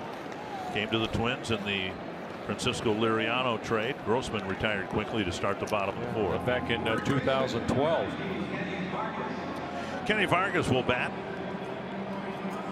And you need those guys in the clubhouse. You know, it's a long season. Of course, spring training this year was early because of the WBC. You need guys that just come to the ballpark and try to find the happiness of playing baseball. And, you know, Escobar, one of those guys. Strike one. Vargas hit a ground ball to Ramirez his first time up.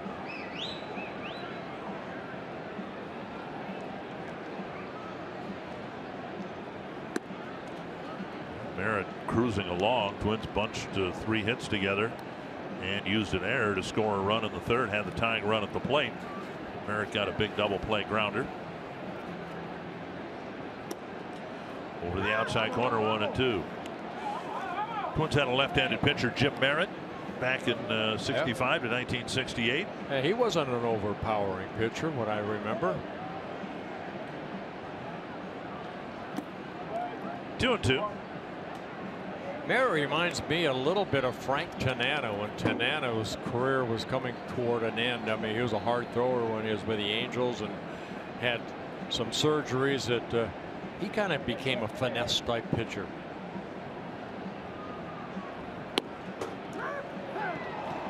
And Vargas called out on what looked to be the same pitch that rung up Buxton at the end of the second inning. 2 down. Merritt picking up the second strikeout.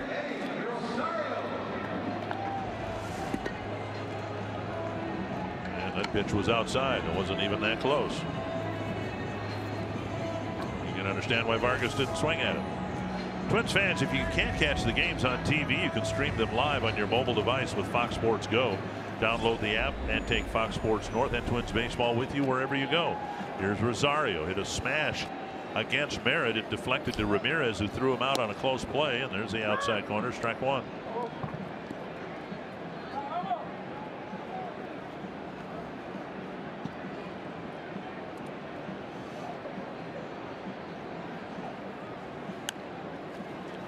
Been involved in this game for, well, professionally since 1969. Has there ever been a time when pitching is so much in short supply across the game? No, I've really noticed it over the last couple of years, Dick. My goodness. You know, the Tommy John surgery. Oh, Merritt,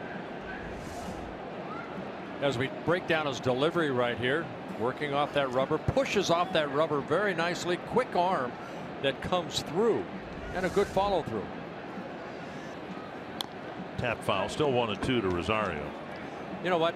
And I'm going to be old school right here, and I apologize if somebody out there is in the new era, but we never did the heavy weights. You know, we pitched every 4th day. We were out throwing that baseball all the time. We were running a lot. And it's a different breed in today's game. Outside, 2-2.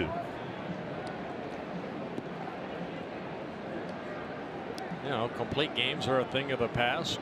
The pitch count came into effect. In the minor leagues, everybody, all the scouts have guns, so pitchers want to see if they can hit 100 miles an hour when maybe they top out at 82. Flip to left and down for a hit. And Rosario's aboard. That'll bring up Buxton. And then you see a guy like Merritt that realizes he can't do that, so he's got to hit his spots. He's got to do the right things to win a ball game.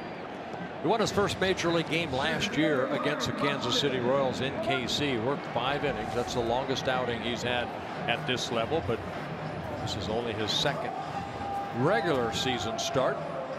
Good piece of hitting by Rosario. That's what you're talking about earlier. Hit what they give you. Especially with 2 strikes, just put the ball in play, and sometimes good things happen. Here's Buxton, called out on strikes on a pitch that looked outside his first time up.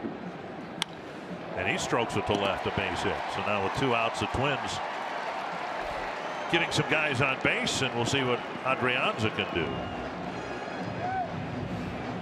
Twins picked up 3 hits in last inning in the 3rd inning. And with 2 outs here, Rosario just slaps it to left field. Breaking ball looked at left up, and Buxton took advantage of that and hit it sharply in the left. Kind of a close call there. Merritt threw the ball in towards the catcher Perez, but Adrianza didn't know it was coming, and it nearly hit the batter.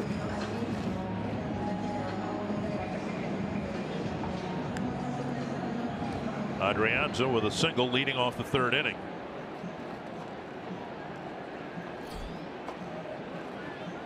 Couple men on there, and the Twins, if they're going to get back into this game, need somebody to hit one in the gap or over the fence. Adrianza taps it foul.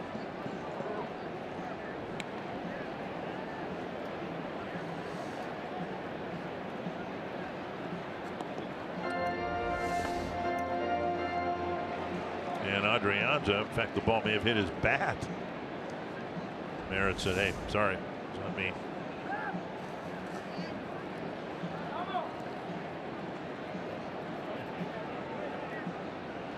Twins got a run, had runners at 1st and 2nd, and 1 out in the 3rd inning.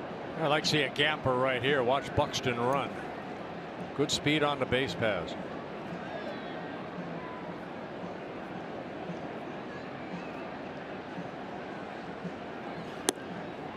Outside. Zimmer in center field. Playing a very shallow center field, as Jackson is in right. Adrianza with a single his first time up. He has a dozen hits and 3 doubles. No triples, no home runs. Inside, 2-1.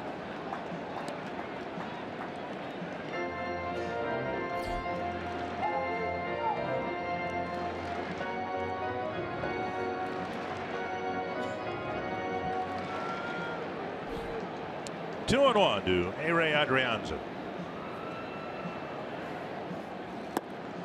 3-1. Jimenez on deck.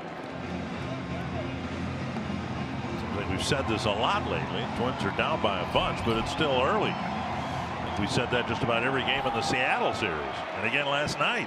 Merritt has not walked anybody yet.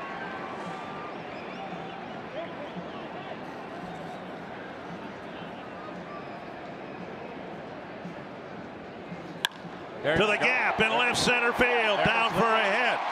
Scoring is Rosario. Buxton will score. Adrianza gets the extra base hit to drive in 2. There's the gapper I was looking for to watch Buxton run. Adrianza picks up his 2nd hit, driving in a couple runs on a 3-1 fastball right there. Good swing, good solid swing. Finding the gap in left center. I think that's my first call of the year. And Buxton's speed scores from first base. And it's a 6-3 ball game. Well, nicely done to you, but more importantly, nicely done to Adrianza. Amen. I get 1%. He gets 99. Nicky Callaway to the mound with Merritt struggling in each of the last 2 innings. The last 10 plate appearances. Twins have 6 hits.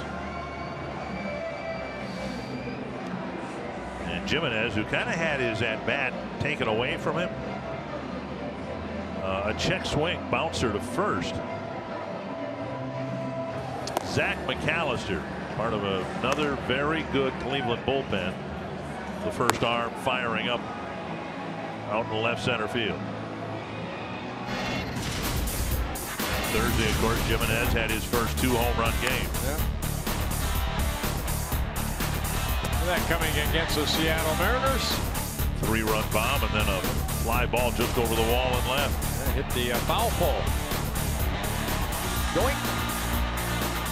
Twins will take a hit to the outfield here. Jimenez takes outside ball 1.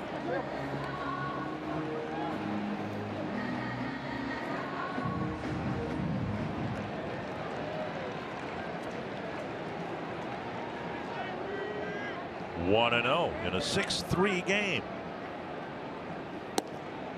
2-0. the strike zone tightening up a little bit for Ryan Merritt.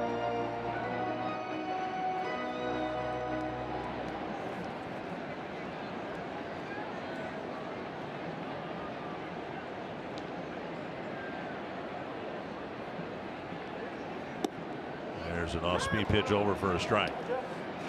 2-1. 3 straight 2-out hits. Couple of runs for the Twins.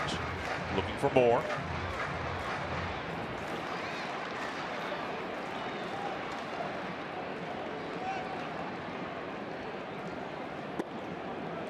Three and one. Dozier on deck.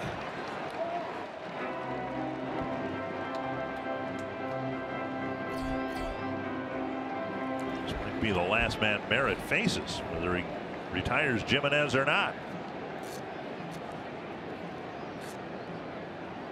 Jimenez reaches. Dozier would represent the tying run. 3-1. See if he gets a fastball. He does. Outer half of the plate. Just from up here, it doesn't look like those pitches are strikes. We saw the one to Vargas was about 4 inches outside. Jimenez thought it was ball 4. Take a look on Fox Tracks. Yeah, see, it's not even close to being a strike.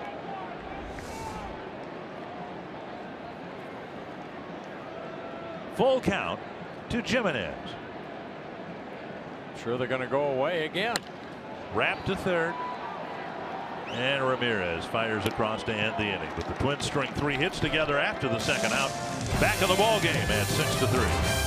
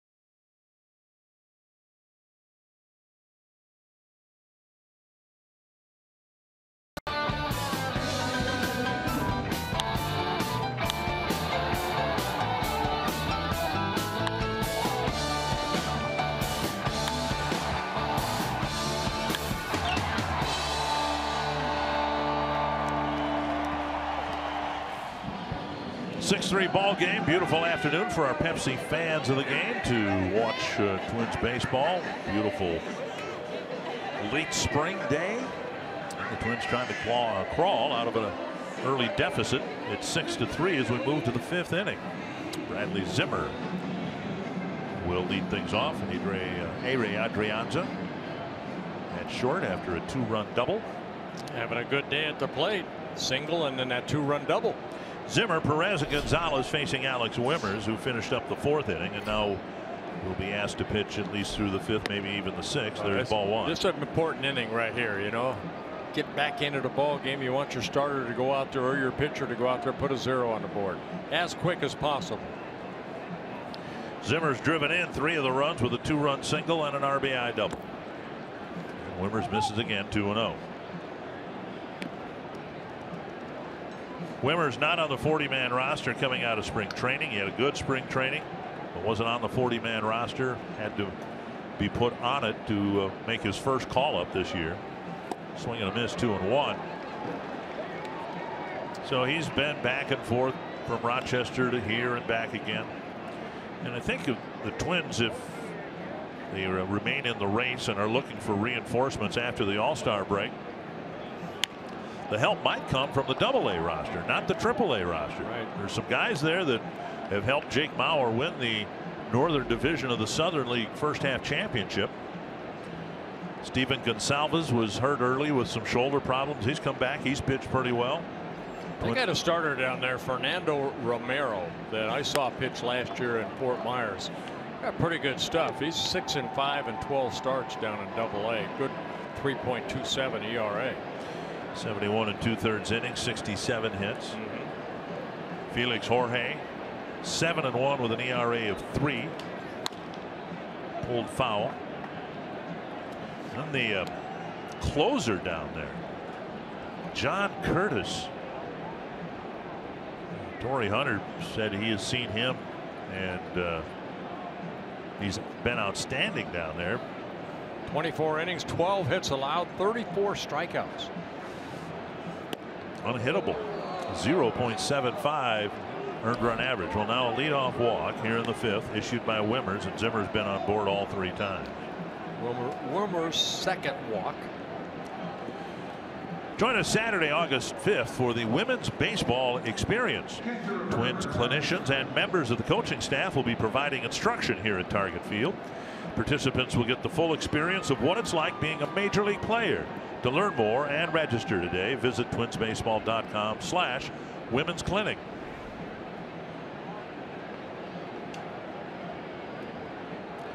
No, Wimmers walked the first man he faced. Now walks the leadoff man here in the 5th. That brings up Robert Perez, who has struck out twice.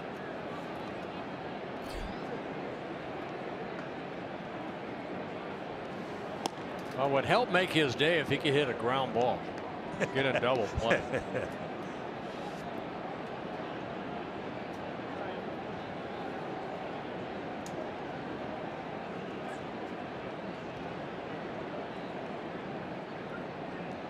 Perez has hit it into only one double play.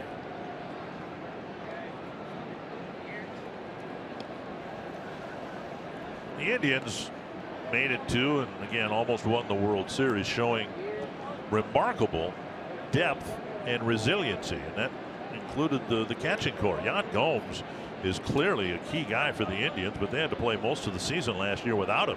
He got hurt here at Target Field and wasn't available to help in the postseason. There goes Zimmer, and the pitch lifted to left center field. Rosario with the catch, 1 away. You can already see that Zimmer likes to run.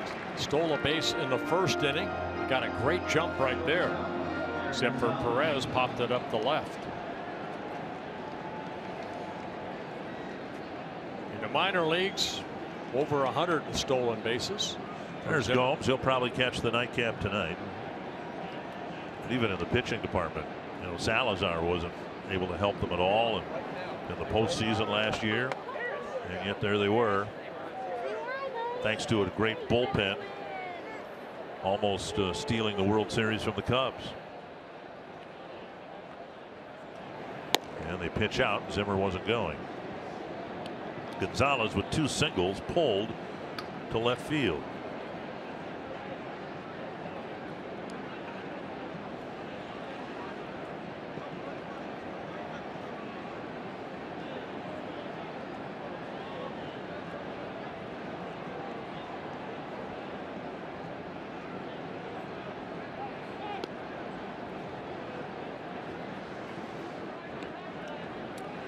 Wimmer's giving up an opponent batting average of .259, but the walks continue to be an issue.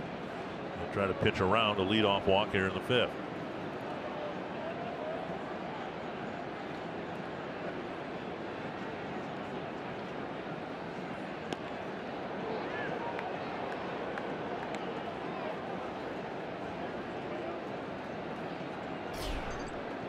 Zimmer only in his 4th year of pro ball, 108 stolen bases in the minor leagues.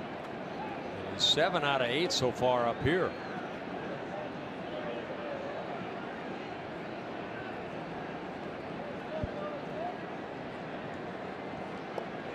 Closer play, but he got back. And Paul Molitor says, hey, we might want to look at that. So we'll have a little delay here while Sean Harlan threads the videotape through his machine. I'm just kidding. It's all.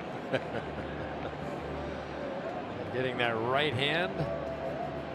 Looked like he got it back on the bag before Vargas could apply the tag. No challenge. And the count remains 1-0 after the pitch out. Do you like pitching out? Did you, I mean, did it bother you at all? No, okay. No. I mean, it's coming from the dugout. So if they're seeing something, maybe stealing signs, yeah, it's going to only help me. Jimenez backhands one out of the dirt.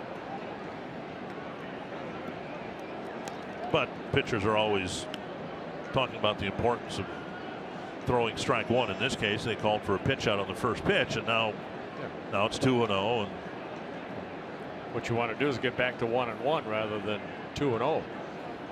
Gonzalez hitting ninth, but he's got 2 hits today. And you can't worry that much about the runner. You want to hold him, but you got to get the hitter at home. And that's wide now. 3-0.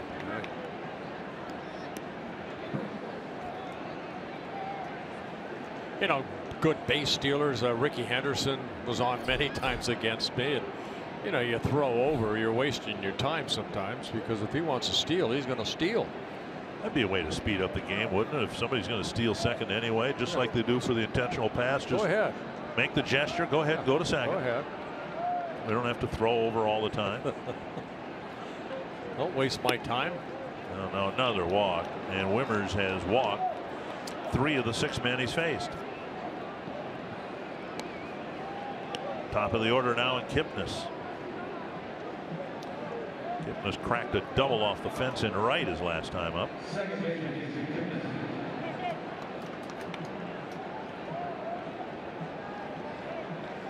Now with the speedy Zimmer at second base, one of the middle infielders will have to play a little bit closer to him.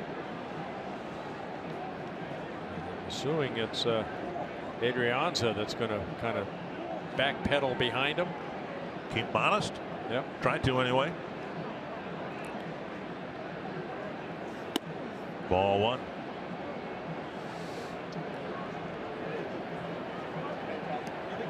And Jimenez has a little something extra to say to Wimmers. Now getting everybody's attention, giving signs. In the event the runners take off. In case of the bunt too. Escobar playing a deep third base. I think that Kipnis would be bunting with 1 out, but speed on the bases. We've seen Gonzalez and Zimmer both run well. 2-0. He tried the changeup right there and missed high. Sometimes what you want to do with a good runner at second base is take your mind off of going home. Just pick up that left leg and spin it around to second, just to let them know that you have that move. Right now, Wimmer's thinking more about throwing a strike than anything else. Changeup gets a swing and a miss.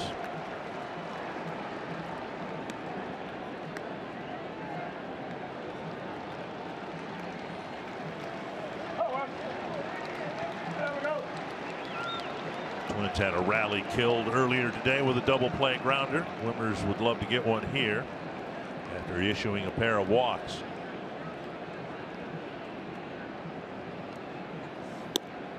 Called strike 2 and 2. Buddy Boucher's getting loose.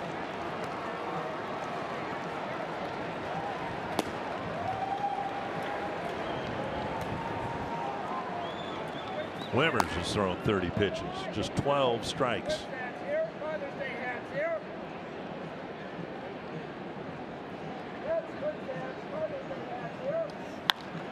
To center, Buxton retreating on the warning track, makes the catch.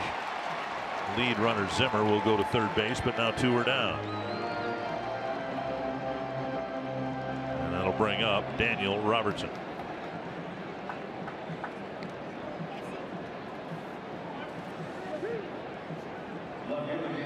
Robertson is 0 for 3. 3 ground ball outs.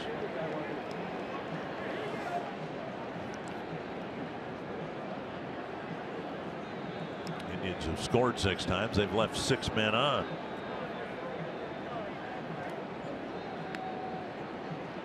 And all 6 men that have been left on in scoring position. So as bad as it is, it could have been worse. Zimmer at third. Gonzalez at first with 2 down. On the ground, Adrianza fires to second, and they get the out there. And Wimmer survives a pair of walks in the 5th. Twins trying to climb out of a hole here. It'll be Brian Dozier leading off the 5th when we come back.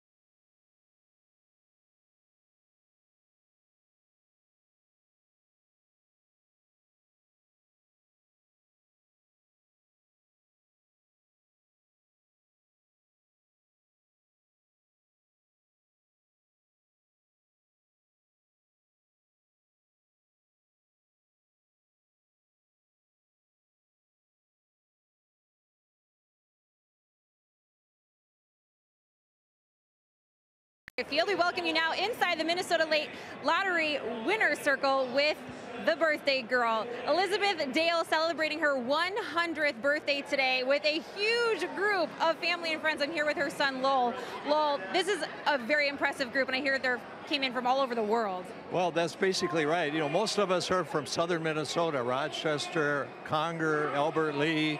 But my son flew in special from Australia just to be here for this, as did my son from Denver. And Elizabeth has been a lifelong Twins fan, correct? Right from the very beginning. She went to multiple games up at old Mets Stadium and actually met Harmon Killebrew, has a picture with him from way back in the mid-'60s, has his autograph. So special. That's awesome. Well, we're going to give her $100 worth of scratch-off tickets from the Minnesota State Lottery. And Dick, as I send it back up to you, you actually have a connection with this family. Your father was their pastor growing up. So I'm going to get some stories about you running around the church back in the day. Oh, my. Very nice. Elizabeth, happy 100. How about that? 1-1 to Brian Dozier. Yeah, Zach McAllister coming in out of the bullpen, making his 23rd relief appearance. Hard throwing right-hander. Caught by Kipnis. A bullet to center, and Kipnis speared it for out number 1. Boy, Adam played perfectly up the middle, and Kipnis, sore neck and all, leaped as high as he could as Brian hit this ball right on the button.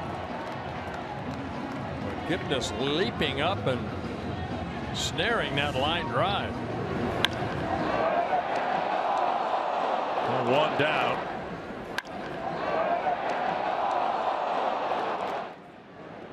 And that'll bring up Eduardo Escobar. Strike on the outside corner. Escobar with a single and 2 trips. Yeah, if they hadn't had Kipnis placed exactly where he was, that's a line drive single to center. As it was, he had to make a big leap to get the ball. 2 strikes.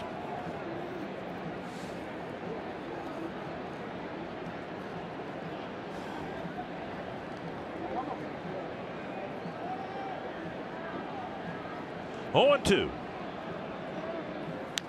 Foul back. Twins have bunched their hits together. 3 of them in the 3rd to score a run. 3 of them in the 4th to score a couple more. Yeah, there are the numbers on McAllister in his 7th season with the Indians, originally signed by the Yankees back in 2006. Came up with the Indians in 2011.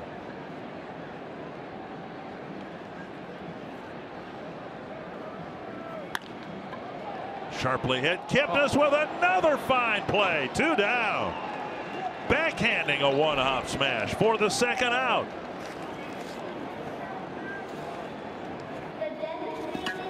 Escobar continues to swing a good bat. A little short hop right there. Kipnis, so far this has been his inning. Nice play. If I'm Sano, I'm just going to go, look, I'll hit it in the seats and Kipnis can't catch it. Sano's hit 2 balls hard up the middle. One of them was fielded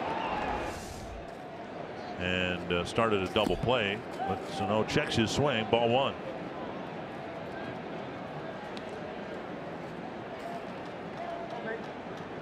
Sano 1 for 7 against McAllister, but the 1 was clobbered over the fence.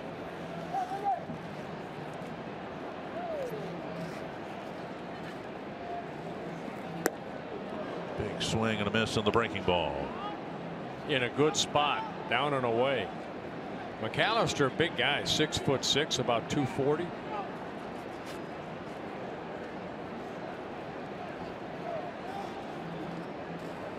Did some starting for the Indians. Now kind of one of the long guys out of that bullpen. Good fastball there at 96.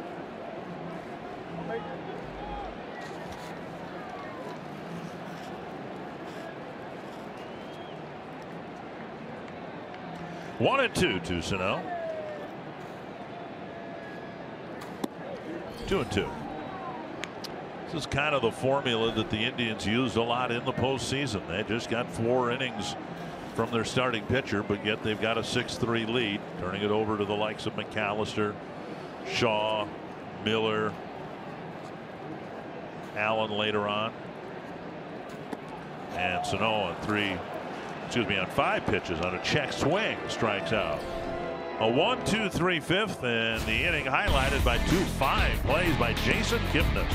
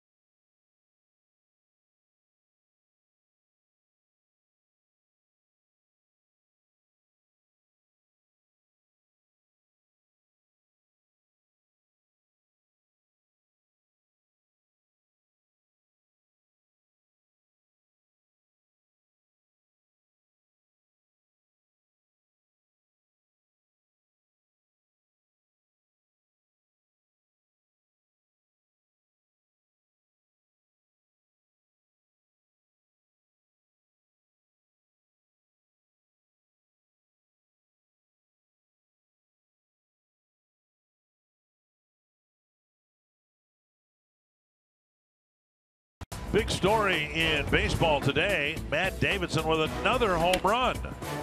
He's hit 5 in the last 6 games. And the White Sox, riding a nice outing by Mike Pelfrey, have beaten the Blue Jays. And if this score holds, the White Sox will be just 4 games out. The American League Central is a very compacted division. The Twins have been in first place now for 36 games, hoping to make it 37 by the end of the day. Swing and a miss, and it's 1-1.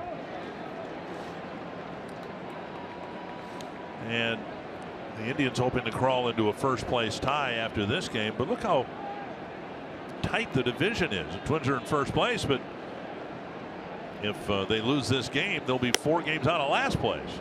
It's just remarkable that there hasn't been more separation within the American League Central. And the National League Central is kind of the same story. Right. 2-1 from Wimmers to Jose Ramirez. Well, Wimmers has walked 3 men since entering the game. He's faced 8 batters, and he pitched around a leadoff walk in the 5th. Doesn't want to do it again in the 6th.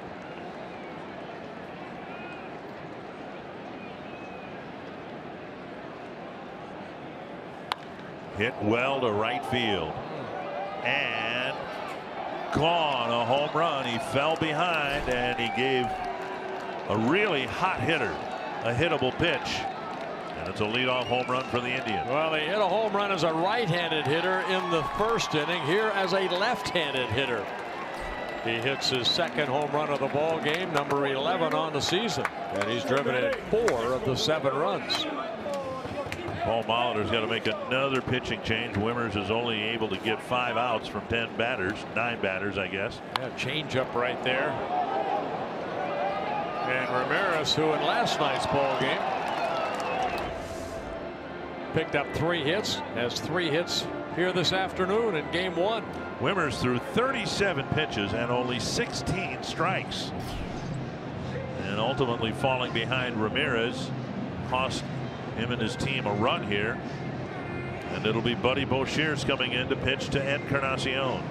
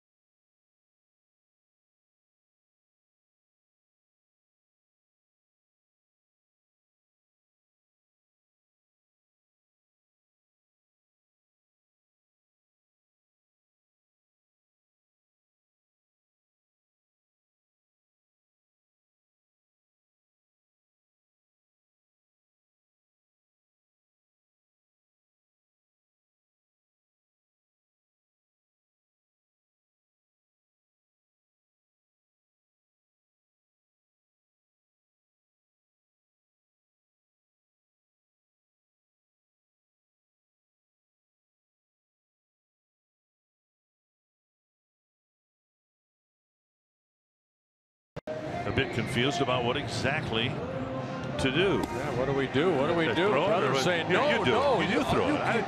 No, come on. Mom says, hey, you know what?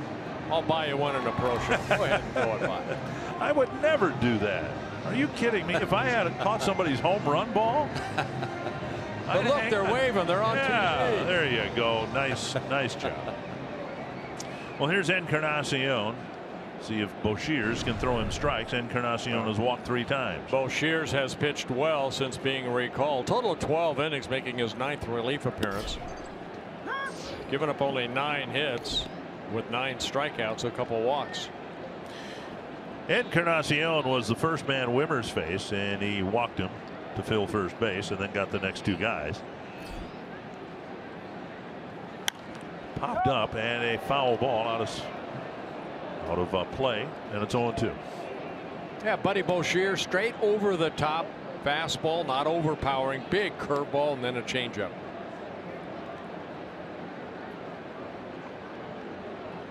Two strikes. One of 3 lefties in that bullpen. Indians have scored 4 different innings now. 1 and 2.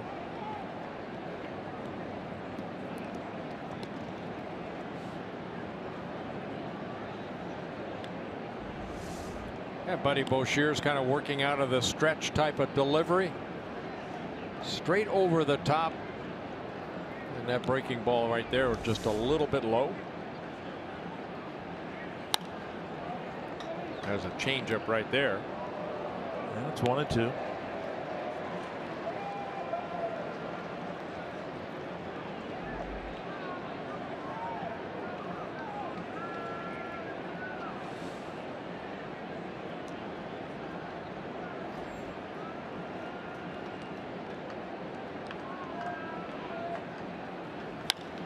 High and deep to right center field. Grossman back now on the warning track, makes a running catch right before he hit the wall. That ball almost carried out, but it's a deep fly out for the first out of the 6th inning. That'll bring up Carlos Santana.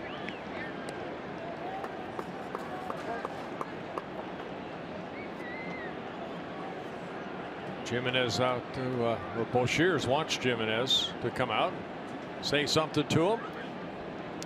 Twins got 10 outs from their starting pitcher, Adam Wilk. They ended up getting 5 outs from their first reliever, Wimmers. And to get Wilk on the roster, the Twins sent out Ryan Presley. He's not available. Wimmers as the 26th man added to the roster. So after the doubleheader, the Twins will have another move to make. They may make a move between games. 1 strike. And now a ball.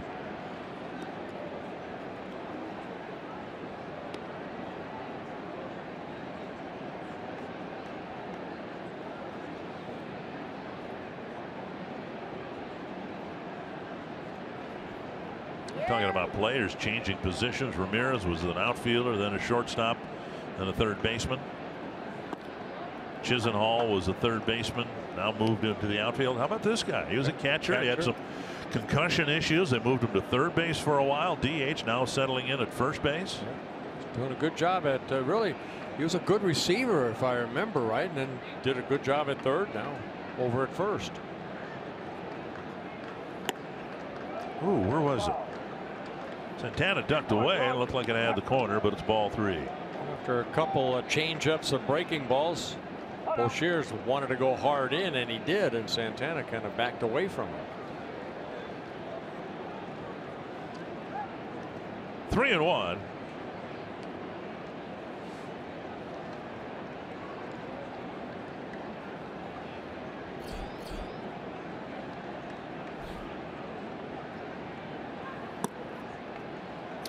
And another walk.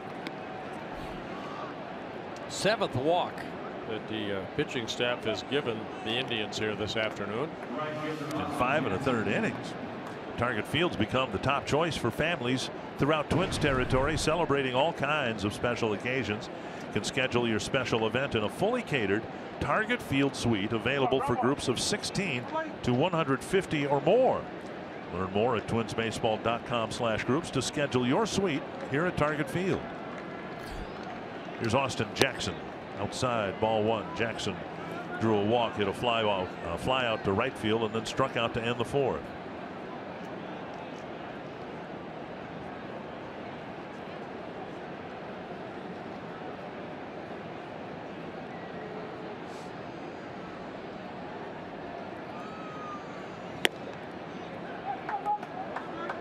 And now Boucher's is having a hard time throwing strikes. He's thrown a dozen pitches and only 5 strikes.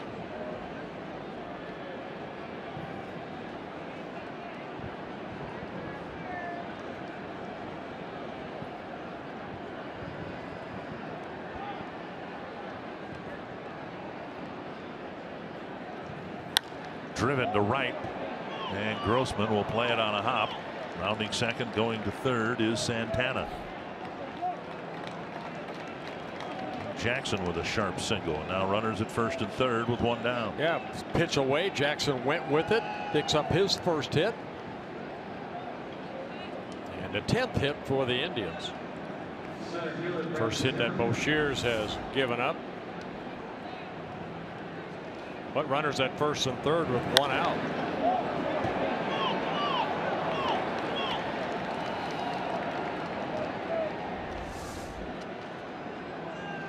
Well, two guys have knocked in all the runs. Ramirez has driven in 4 thanks to 2 home runs and a 2-run double. And Bradley Zimmer has knocked in 3. And he comes up with runners on the corners. Infield in halfway. They'll take a ground ball hit at somebody and try to get out of the inning with just 1 run allowed.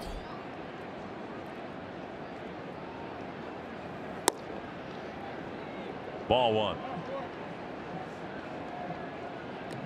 14 pitches for Boshiers, but just 6 strikes.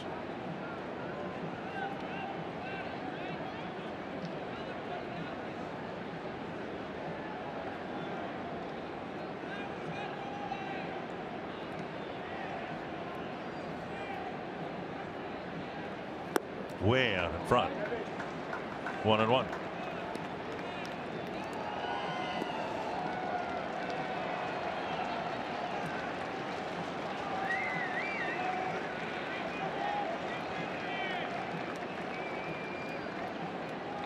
Jackson can still run well at first. Zimmer up there with almost a wide open stance. Double play grounder maybe. 1 and out at second. Adrianza lost the ball in the exchange. Another run comes in. Santana scoring from third, 2 away.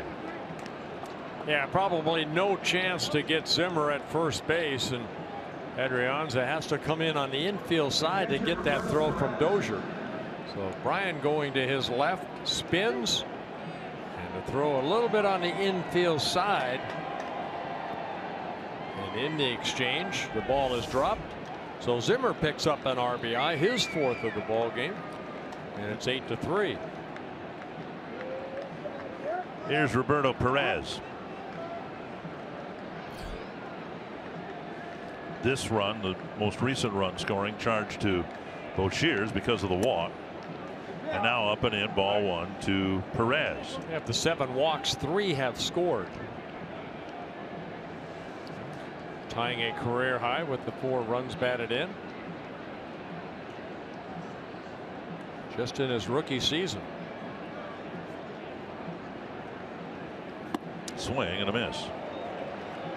Well, now your comment was after Perez struck out to end the 3rd inning, you wanted Perez up more often, and now here he is with 2 outs again. Well, somebody's got to make the outs, or we wouldn't be here in this. We'll never get the second game started. In the 6th inning. 1-1. There's strike 2. Perez struck out to end the 1st. He struck out to end the 3rd. He made the 1st out of the 5th with a fly ball to left.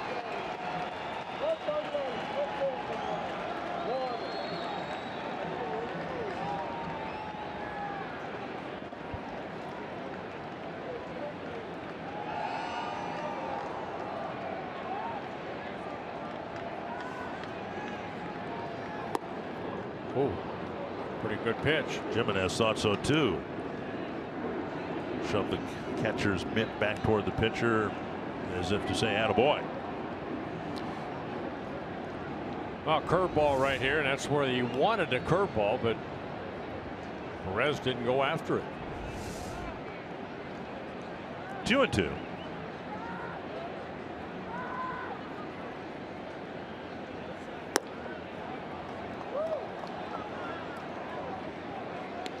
Three and 2, and Zimmer will take off from first now with 2 down. Yeah, Vargas, I'm sure, will play behind him, but it looks like he's holding him on right now.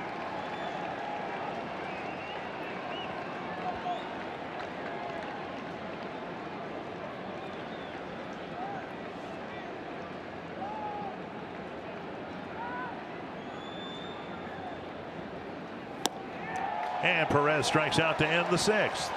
Cleveland scores 2 more. They lead at 8-3, and you're watching Twins baseball presented by State Farm. Gotta get them up more.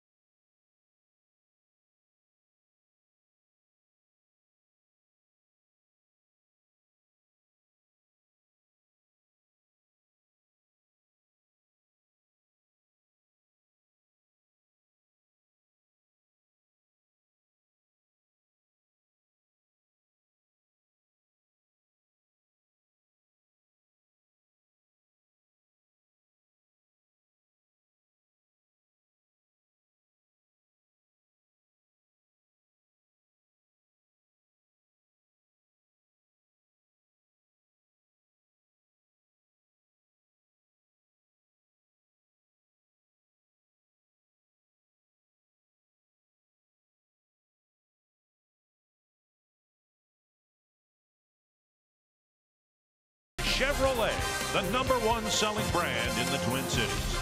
And by Budweiser. This Bud's for you.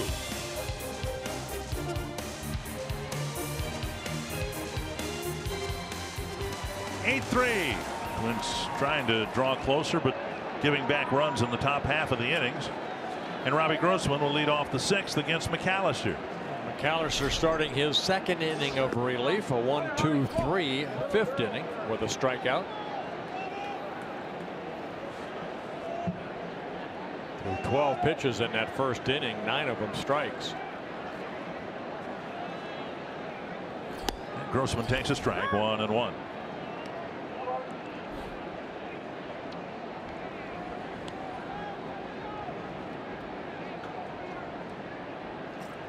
Grossman, Vargas, and Rosario against McAllister. Cleveland only got 4 innings from its starting pitcher, but Ryan Merritt pitched deeper and much better than Adam Wilk did here today. Wilk going just 3 1/3 innings. Terry Francona likes to use his bullpen anyway. Yes, he so does. a split doubleheader is a perfect day for him. Swing and a miss, 2-2 to Grossman.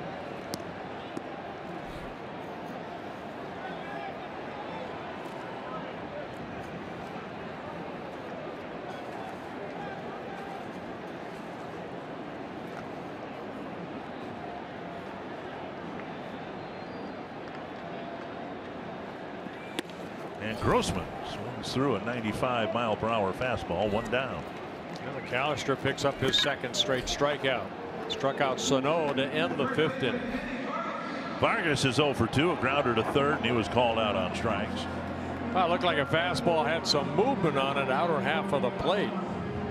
McAllister, hard throwing righty, about 95.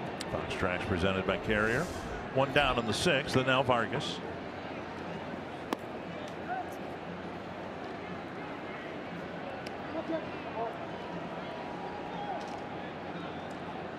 Twins are 19-10 this year in games where they score first, but that's been a big problem, particularly lately here at home.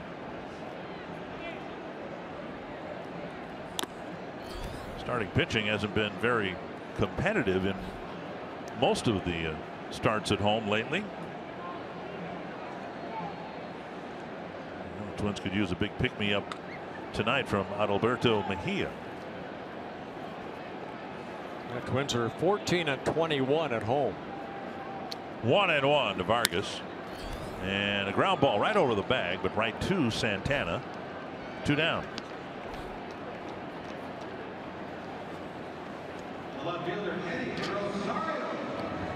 The bullpen for the Cleveland Indians, best in the American League, combined 2.67. And as we said last night, the Indians starting ERA is actually higher than the Twins. And if you're surprised about that, you probably shouldn't be, because the Indians didn't get to Game 7 of the World Series with great starting pitching. They had Corey Kluber, and then it was pretty much duct tape after that. But they had the lights out bullpen. Trevor Bauer will start tomorrow. They were in a playoff game last year for the Indians. He pitched, what, 3 2/3 innings, gave up 3 runs, and came off the field tipping his cap to the crowd. He's stuck it to the Twins a couple times this year, though. He's had a hot and cold season. Twins hope that they get the cold version tomorrow. 1-1 to Rosario. Now 2-1.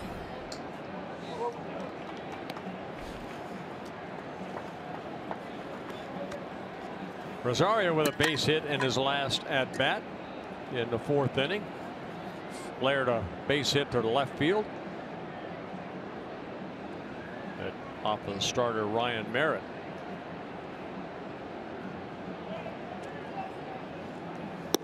Inside, 3-1.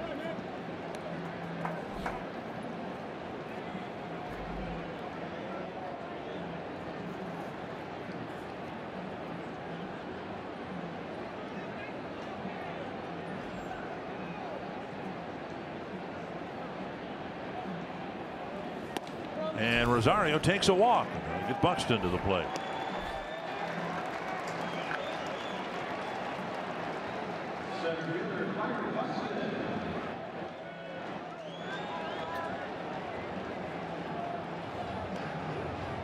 Buxton with a single and a run scored in the 4th inning. And Mickey Callaway to the mound.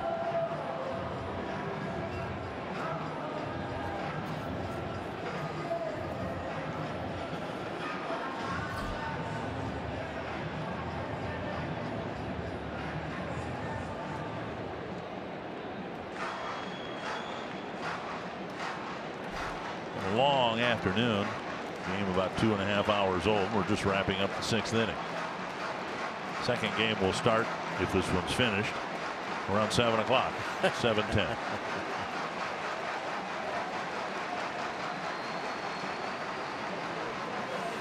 Well, at least there won't be a big break between the games. This is the scheduled game. The makeup game from the April rainout is tonight.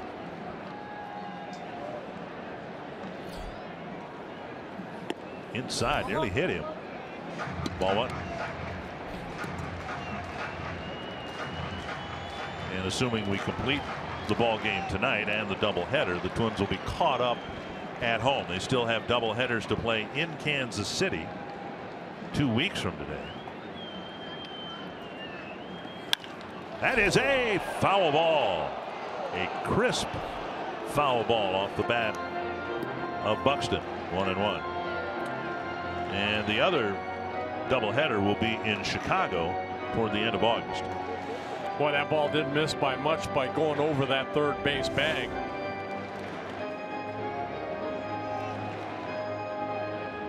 But it was foul. Just foul.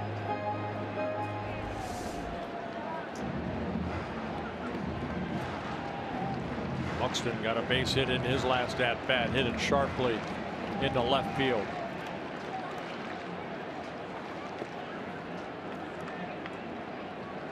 One and one. Breaking ball hit a long way to left. If it's fair, it's gone, but it is foul. Buxton barreling up back-to-back swings, but both of them pulled foul.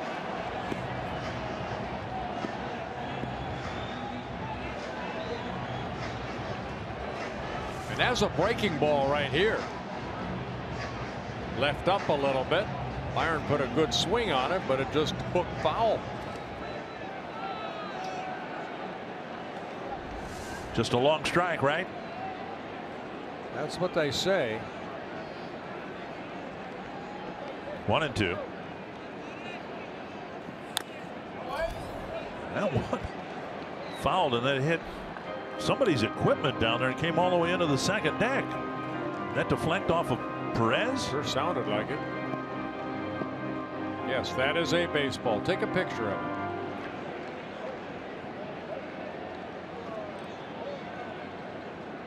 Hold it the right way now. She's working on a circle changeup. 1-2. Outside. It's almost the exact same pitch that Merritt struck Buxton out on in the second inning.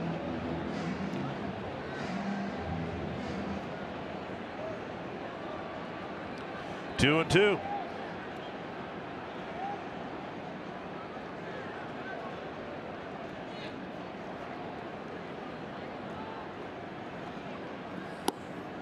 And that one rings him up. He went back out there and got the strike. No hits, a walk, left the board, and we head to the seventh. It's 8-3 Cleveland.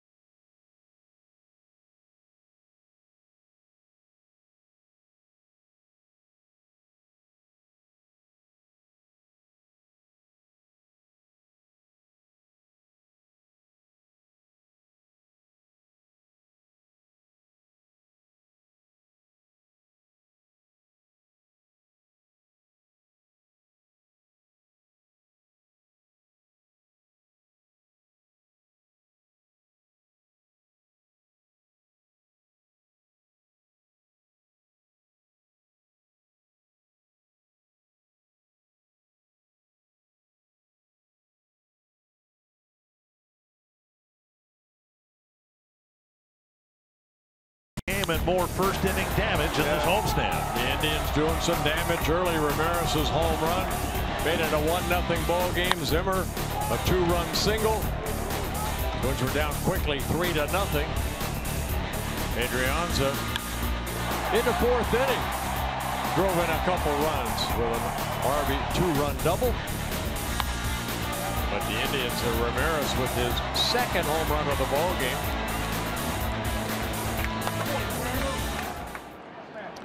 So we head to the seventh inning, and Roberto Perez conveniently struck out to end the sixth. That means Eric Gonzalez will lead off the seventh.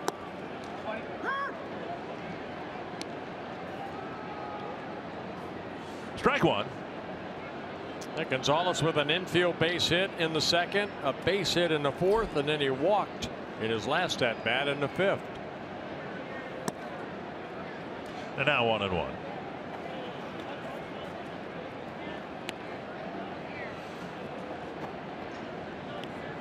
Boshears in his second inning of relief.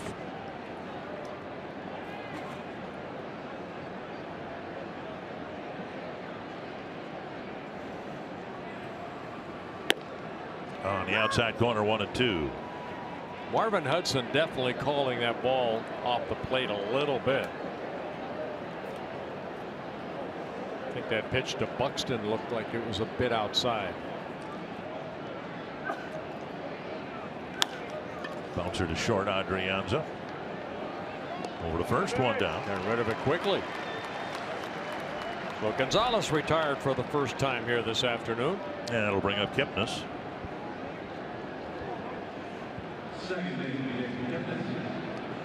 Kipnis with a double and a run scored, also dropped down a sacrifice bunt. One of the reasons some people have speculated that the Indians and the Cubs are off to a slow start this year. The Cubs entering play today as a 500 ball club. The Indians 2 games above. Is the World Series hangover, for lack of a better term. People seem to think now that teams that play into November, just the season ending later than everybody else, and then you compress the off-season commitments that players make, teams make for the players. There's just a lot of activity in the off-season. I don't know that that was ever something that anyone considered for the Pirates after the '79 season or the Twins after the '87 season. There was no such thing. You didn't sense anything like a World Series hangover, did you? No, I don't believe so. Now, you might have been hungover part of the time, but it had nothing to do with the World Series. No. You woke up about spring training time after celebrating. Well, if there is such a thing as that, then I think we probably deserve an even a bigger tip of the cap to the Kansas City Royals, who got there, lost it, and then went back and got there again and won it. They didn't seem to have a World Series hangover. And as we tried to, well, sometimes, Dick, and I don't mean to interrupt you right there, sometimes when you lose a World Series, you get the taste of right. And then Kansas City did, and they knew had been there the year before. Let's win it this time. You can understand, you play the games in October and into November, and what could be a bigger baseball game than Game 7 of World Series. But then the next year you start from scratch. You've got to be better than the other teams in your division, other teams in your league. Kipnis drops a base hit into right field. Kipnis gets his second hit of the ball game. And Bouchiers will pitch with Kipnis aboard and 1 down. And that'll bring up Daniel Robertson.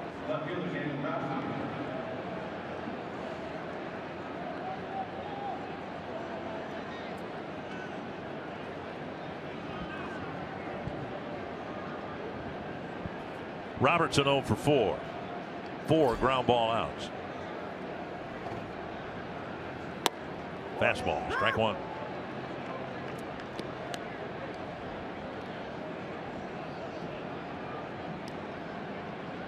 Robertson with 3 ground balls to short and 1 to Vargas at first.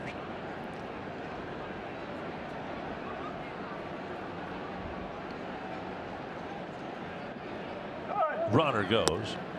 Jimenez's throw in time to get him. And Kipnis heads to the dugout. That was a good throw and maybe a better tag by Dozier. Yeah, it looked like Kipnis got a great jump, but Jimenez comes in and throws a P to second and a quick tag. Kipnis comes off the field, but the Indians are taking a look at it here. Ryan sweeping right there. Quick tag. Kipnis knew.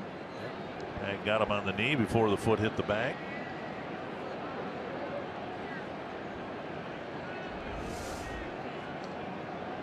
Dan Bellino, the second base umpire, with a good call. 2 strikes. And a ball flared over the Twins dugout.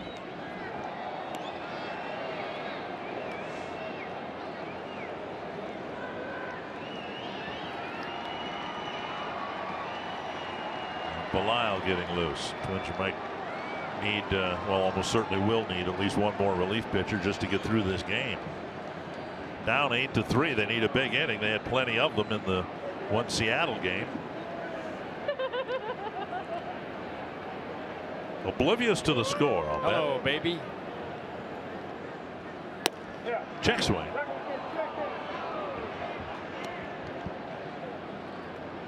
And it's 1-2.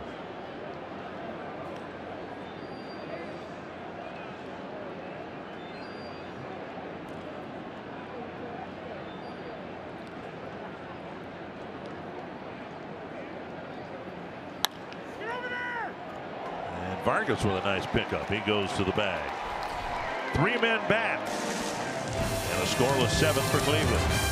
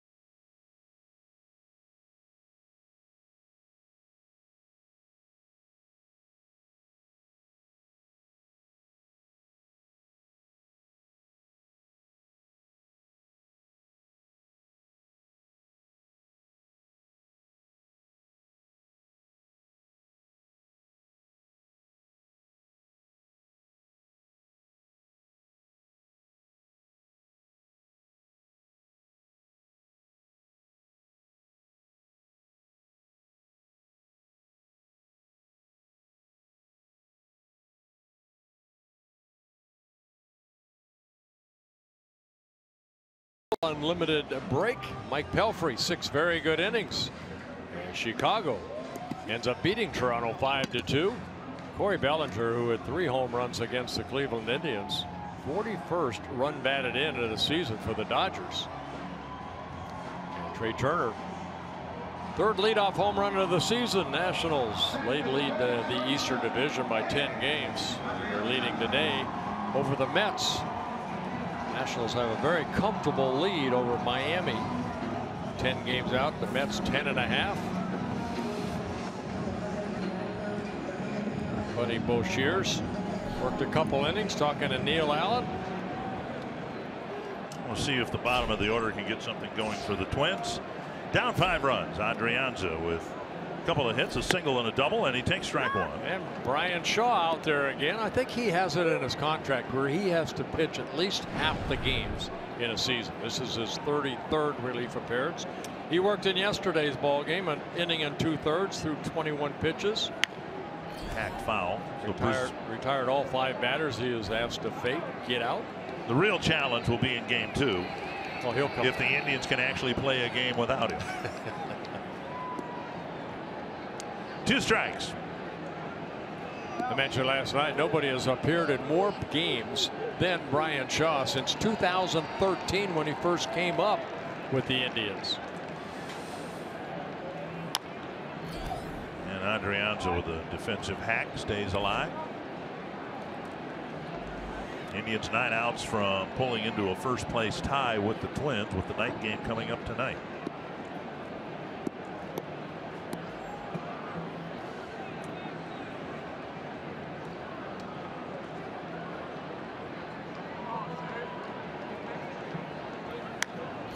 And a big swing and a foul back. Shaw coming over from the Arizona Diamondbacks. He was up with the Diamondbacks in 2011 and 12, but when he joined the Indians, he was put in that bullpen. 2013, 70 games he has appeared in. 2014, 80. That led the American League. In 2015, 74. Last year, 75. So he's definitely been a workhorse. It's good to have guys who not only can tolerate the workload but seem to relish it. And I think Shaw fits in that category. 29 years old, throws across his body, throws a lot of cut fastballs, almost like a hard slider. There's a straight fastball just missing. Tried to hit the corner but missed. 1-2.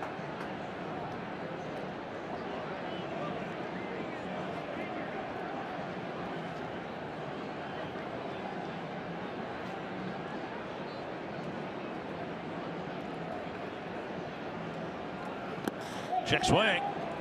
And home plate umpire Marvin Hudson said he went. There's a throw to first. Yeah, there's that little cutter that broke down and in. So Shaw picks up a strikeout. 1 down on the 7th. Let's go to Andre Martin. Well, guys, despite the outcome, Chris Jimenez has such fond memories of the World Series last year, but his son enjoyed the series even more, and that's because his son Jace is actually a huge Cubs fan. Now, he's only 5 years old, but Jace saw the Cubs mascot about 3 years ago and was immediately sold. So much so that he spent the whole series running around the house singing the Go Cubs Go song, much to Chris's dismay. But he is such a good sport that last month when the Twins were in Chicago, Chris went and bought him some Cubs World Series gear to bring home to his son. Guys. Well, Jimenez on a dribbler to first is retired. It's the second time in the game he had kind of a check swing. He did that in his first at bat. So he kind of feels like he's had just one at bat here where he's actually taken a full pass at the ball. Yep. Second time this has happened. Yeah, kind of held up a little bit right there. And again, the ball hit the first base. That being Santana. 2 down in the 7th, and now Brian Dozier. Dozier with an RBI single to right center field, and then he blistered a line drive up the middle, but right where Kipnis was standing. Now with a harder thrower on the mound, Indians are not playing Brian up the middle like they were in his first 3 at bats. Kipnis got a ground ball up the middle in the first inning.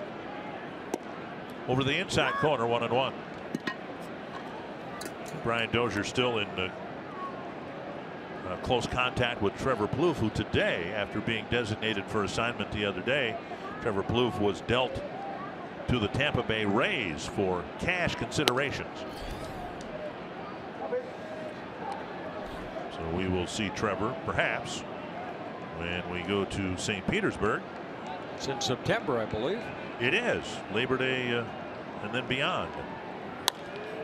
That's to the right field corner, a foul ball, and back into the seats.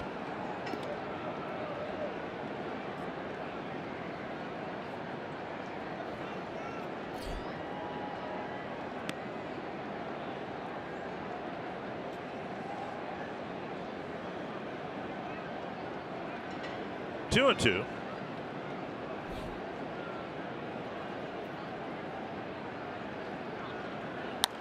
And another foul ball.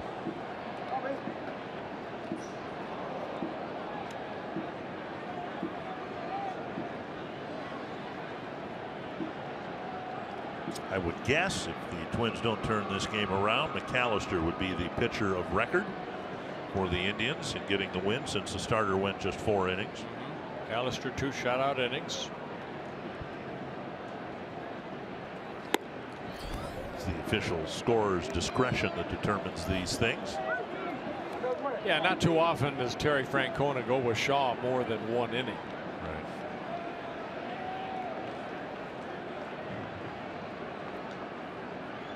Fifth time today that the Cleveland's pitching staff has had a 3-ball count. The Twins pitching staff 15 times.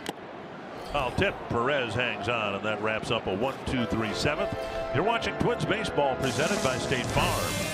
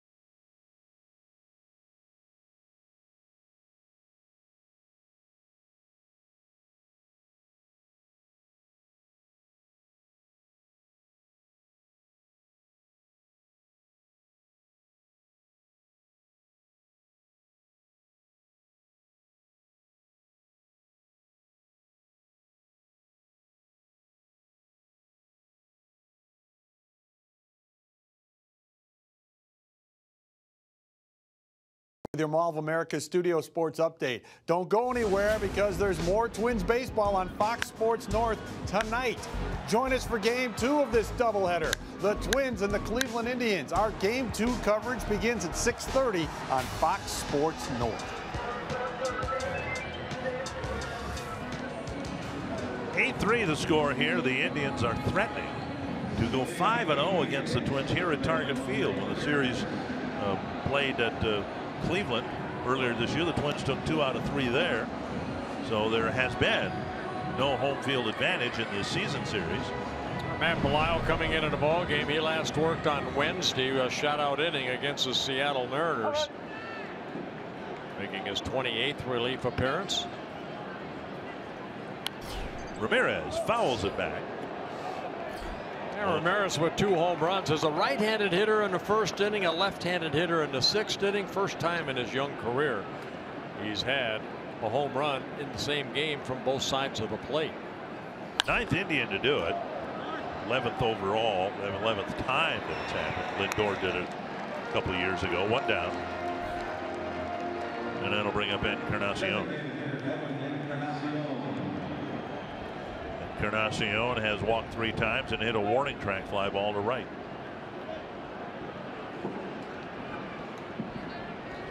You know, I mentioned something the other day about the World Series hangover, and I remember how the '88 Twins went, but how the 1980 Pirates do after winning the World Series in '79. We did okay. We didn't get to the playoffs. Yeah, no. On the outside corner, strike 1.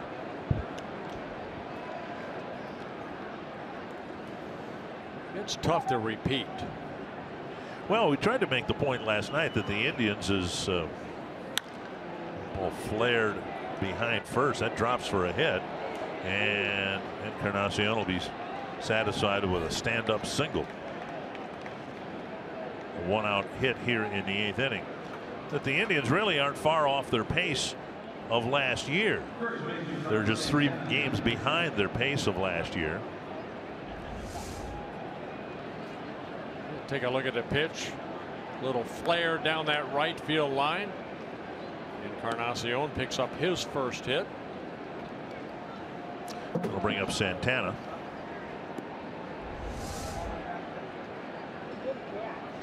And it was proven in '87, certainly, and several years since then, that it's a whole new season once you get there. Whether the Indians win 95 games or 85 games and win the division, once they're in the playoffs, all that matters, it's the start of a new season. You guys got in, and as Gary Gaetti said, we got in the tournament, and we won the tournament at the end. You beat the Tigers, you beat the Cardinals. Strike over the inside corner, 0-2. Yeah, 1980, the Pirates, we were 83 and 79. We finished 3rd. Okay. In the Eastern Division National League.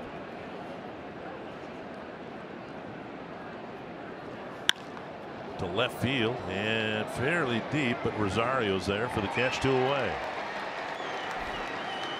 Tomorrow, the final round of the U.S. Open. The world's greatest players are battling to be crowned America's champion in golf. We're Sergio. And the 117th U.S. Open continues tomorrow at 10 a.m. Central on Fox, streaming live on Fox Sports Go. Was it Casey that led yesterday? Paul Casey? Patrick Reed tied with, 2, 4, 6, 7 of them tied.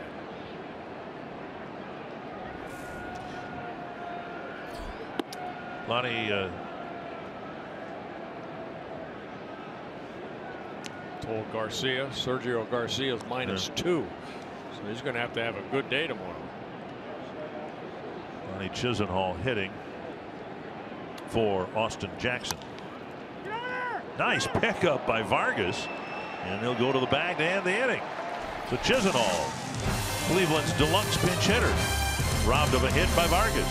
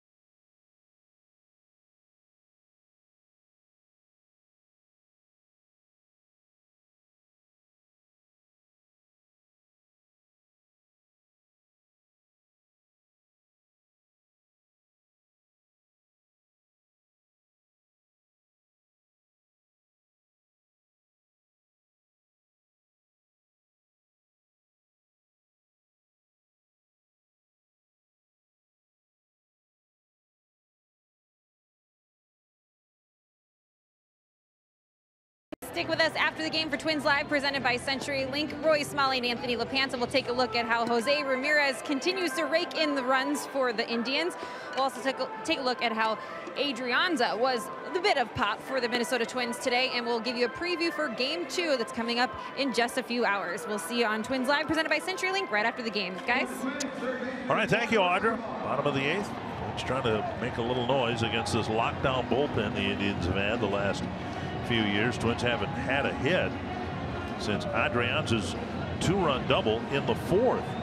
And Dan Otero coming out of the bullpen, making his 25th relief appearance. Here's another guy that's been pretty durable over his career with the Giants when he first came up. Also Oakland, now in his 2nd season in Cleveland.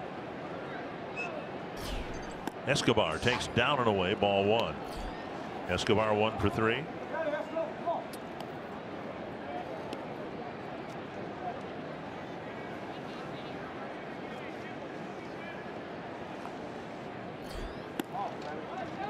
And now 2-0. Twins are 8-7 in the month of June. Chisenhall taking over in right field for Austin Jackson. Twins trying to put together 3 straight winning months.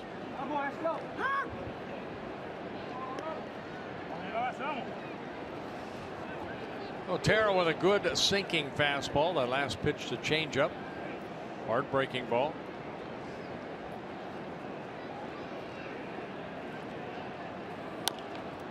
Up the line. 2-2.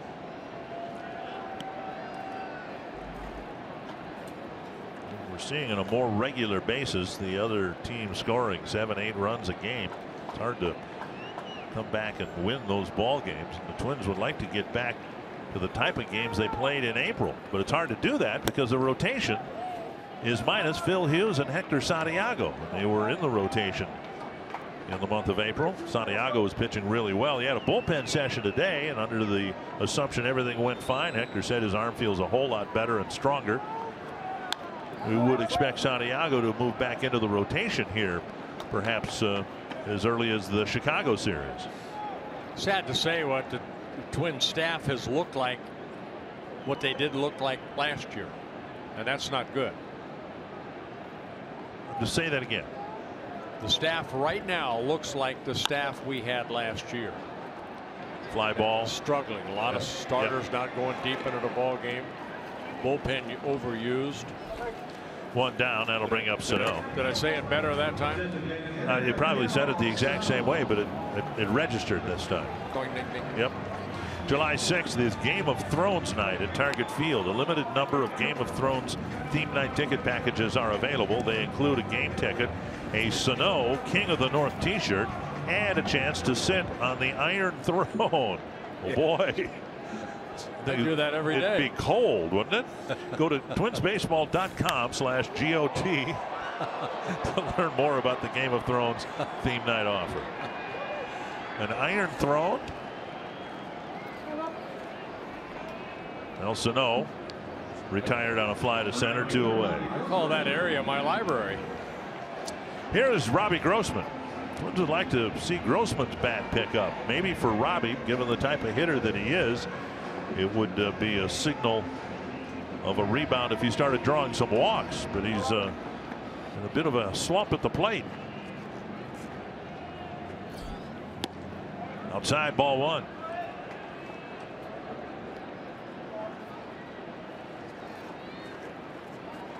Grossman 0 for 3 again today. Yeah, Robbie 0 for his last 11. So he needs a good at bat here. There's a strike. 1-1.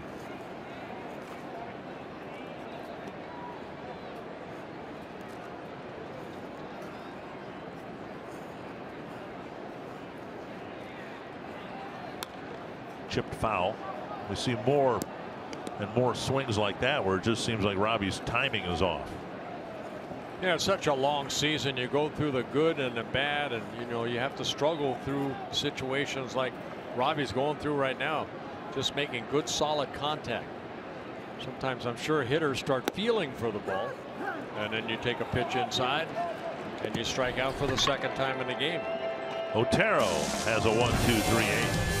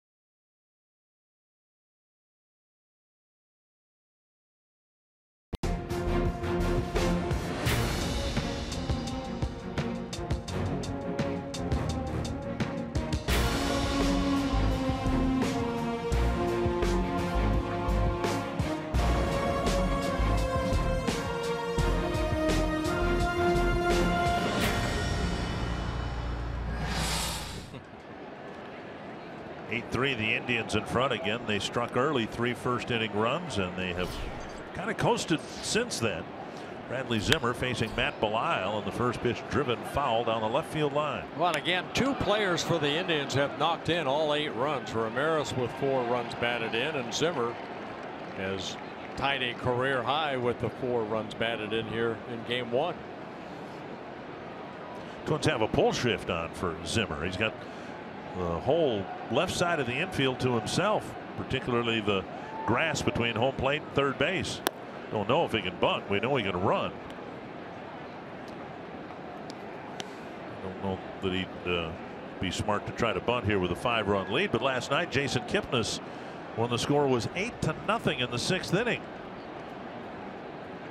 tried to bunt. There's a strike on the outside corner, 1-2. And Matt Belisle starting his 2nd inning of relief, and this is what we see when the starters can't go deep into the ball game. Some of these guys, they usually pitch 1. It's been a while for Matt to pitch 2 innings. You have to go back to late May. There's usually 1 inning here, 1 inning there, but he gets a strikeout there. His first in relief. 1 down in the 9th inning, and now that'll bring up Robert Perez, but with only 1 out. Looked like a fastball up that Zimmer swung through. Take a look at it right here. Just above the belt.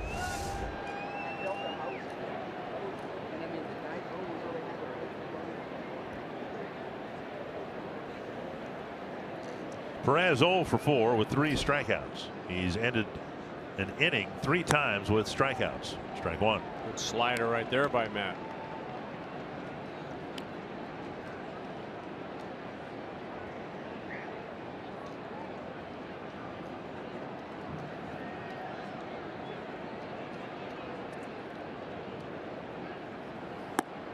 Down and away, 1-1. Did you ever, of course you were a pitcher, you either pitched in game 1 or game 2, but it wasn't like you were a position player, but did you ever have a split doubleheader? Back when you played, they only had those in Fenway Park, right? Yeah, that's about it. And that was to accommodate the fact that they had such small attendance, and many of the games sold out, so they were given an exclusion, but now they're commonplace in baseball. Yeah, and back in the 70s, we played a lot of doubleheaders. I'm going to guess we played maybe a half a dozen doubleheaders. Right. Scheduled doubleheaders. Right, throughout the summer. But do you ever have a split one that you can recall? No, only in Fenway. 1-2. Tapper to short, and Adrianza has plenty of time to sling it to Vargas. 2 down. And that'll bring up Eric Gonzalez. I think a lot of double headers, even back then, if it was a makeup, it would be the half hour in between games. Yep. This copyrighted telecast presented by authority of the Minnesota Twins and may not be reproduced or retransmitted in any form, and the accounts and descriptions of this game may not be disseminated without the express written consent of the Minnesota Twins LLC.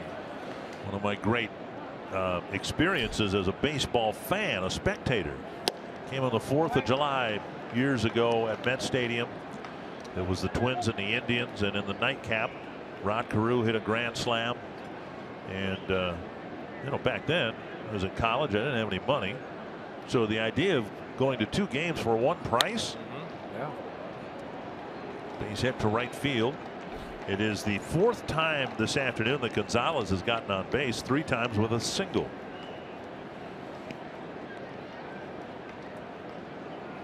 Well, you know what? I think what we've seen Gonzalez is he takes everything the other way. We showed the graphic on how he's trying to swing, and not a bad pitch. It just stayed up a little bit, but Gonzalez not trying to pull that. Just kind of reaches out and pokes it into right field. There's Kipnis. I think all 3 of his hits have been to right field. Well, he had an infield hit in his first at bat. Strike 1 to Kipnis.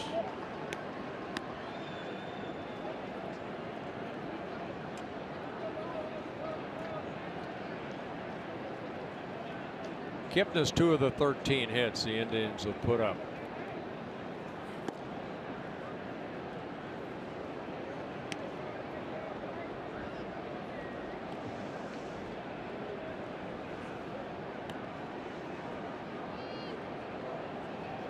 So far in this series, the Twins have gotten a total of 8 innings from their starting pitchers. Hope for a deeper start tonight from Mejia. Popped up. Escobar crossing the line, and right near the railing the ball lands, and it's 1-2.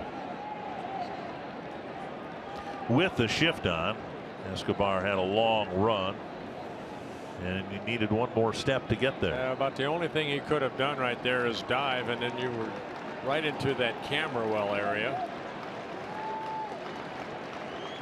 You see where he's playing, so he came a long way for that ball.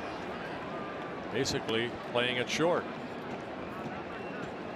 1-2 to Kipnis.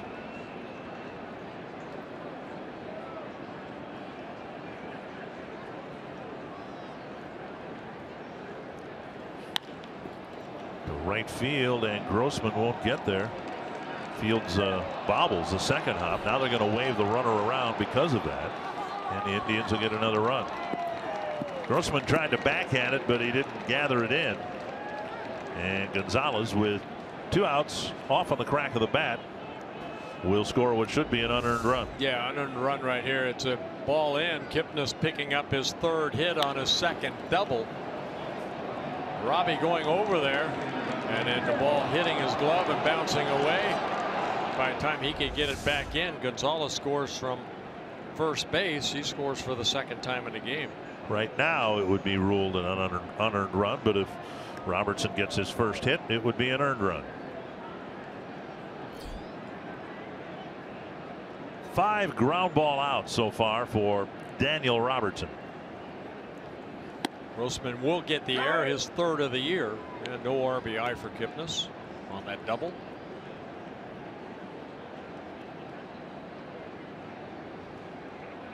One strike.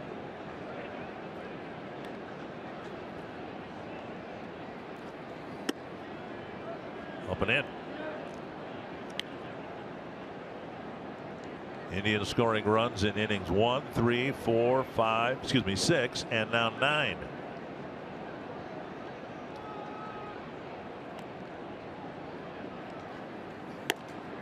Wow. 2-1.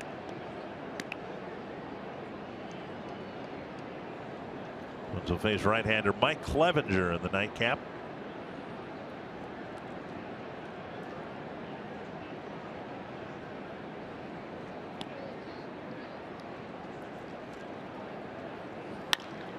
Back to Belisle, staggering him a bit. Over to Vargas to end the inning. A run for the Indians in the top of the ninth.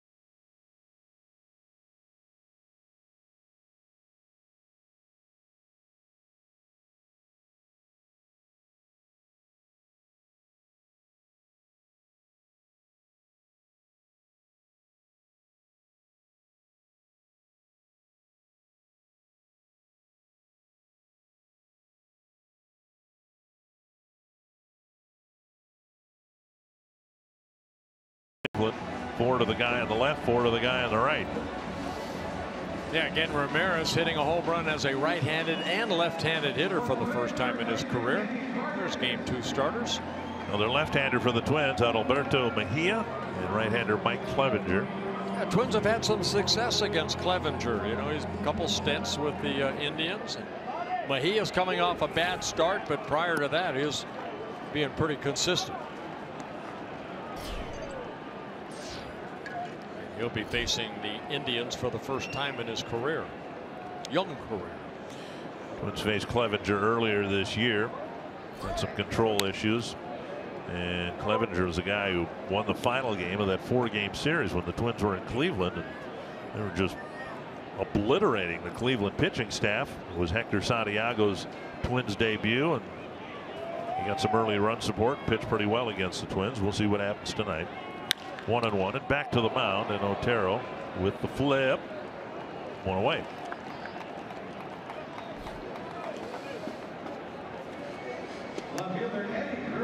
Indians with a short start of their own, getting through the game using 3 right-handed relievers. McAllister, Shaw, and Otero. And so far they have worked 3 1/3 innings of no-hit baseball. That's how good that bullpen is. Nick Goody's been good for them, and we have not seen him in this series yet. Closer Allen, of course, Logan and Miller, the veteran left-handed relievers. Rosario with his second hit of the ball game. Remember way back in the second inning when it was still very much a ball game, Rosario hit a smash up the middle that deflected off of Merritt, and Ramirez turned in a good play to take a hit away from him. Yeah, both Rosario's hits here this afternoon to left field. And now Buxton. A solid single to left, being sandwiched by 2 strikeouts, both of them looking. And there's strike 1.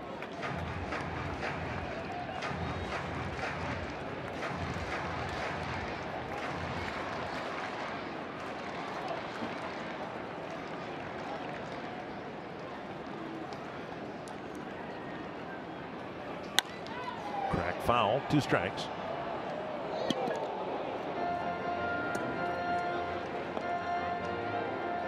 Oh, 2 to Buxton.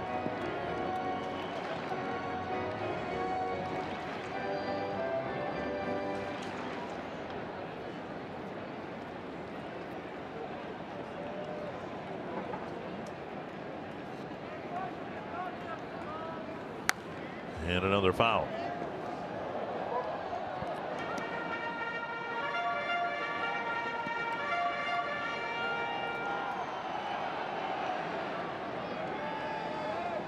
Indians won their finale with the Dodgers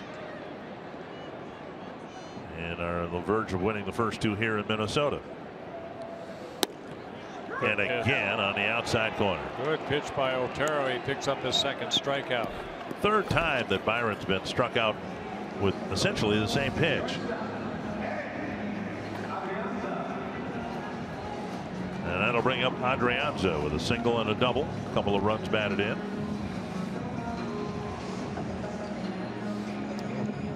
Otero going outside, and I think what we have seen Marvin Hudson give that pitch all afternoon on. Which means he's doing a poor job. That's not a strike. And the same batter has been struck out 3 times on a called third strike that wasn't a strike. So to me, that's a bad job by the umpire.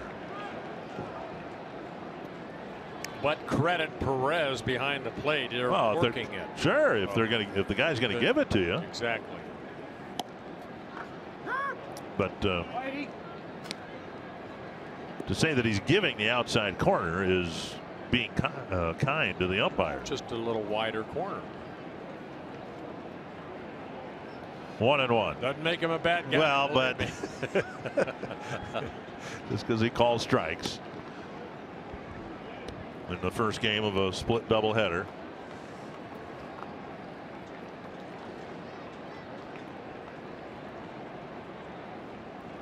Got a young player like Buxton is trying to refine the strike zone a little bit. And he gets 3 at-bats taken away from him. That's not good. No, it's not.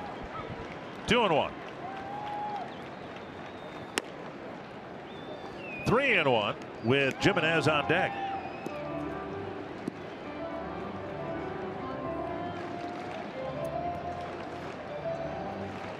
I know umpires get graded after each game. I don't know what they are told.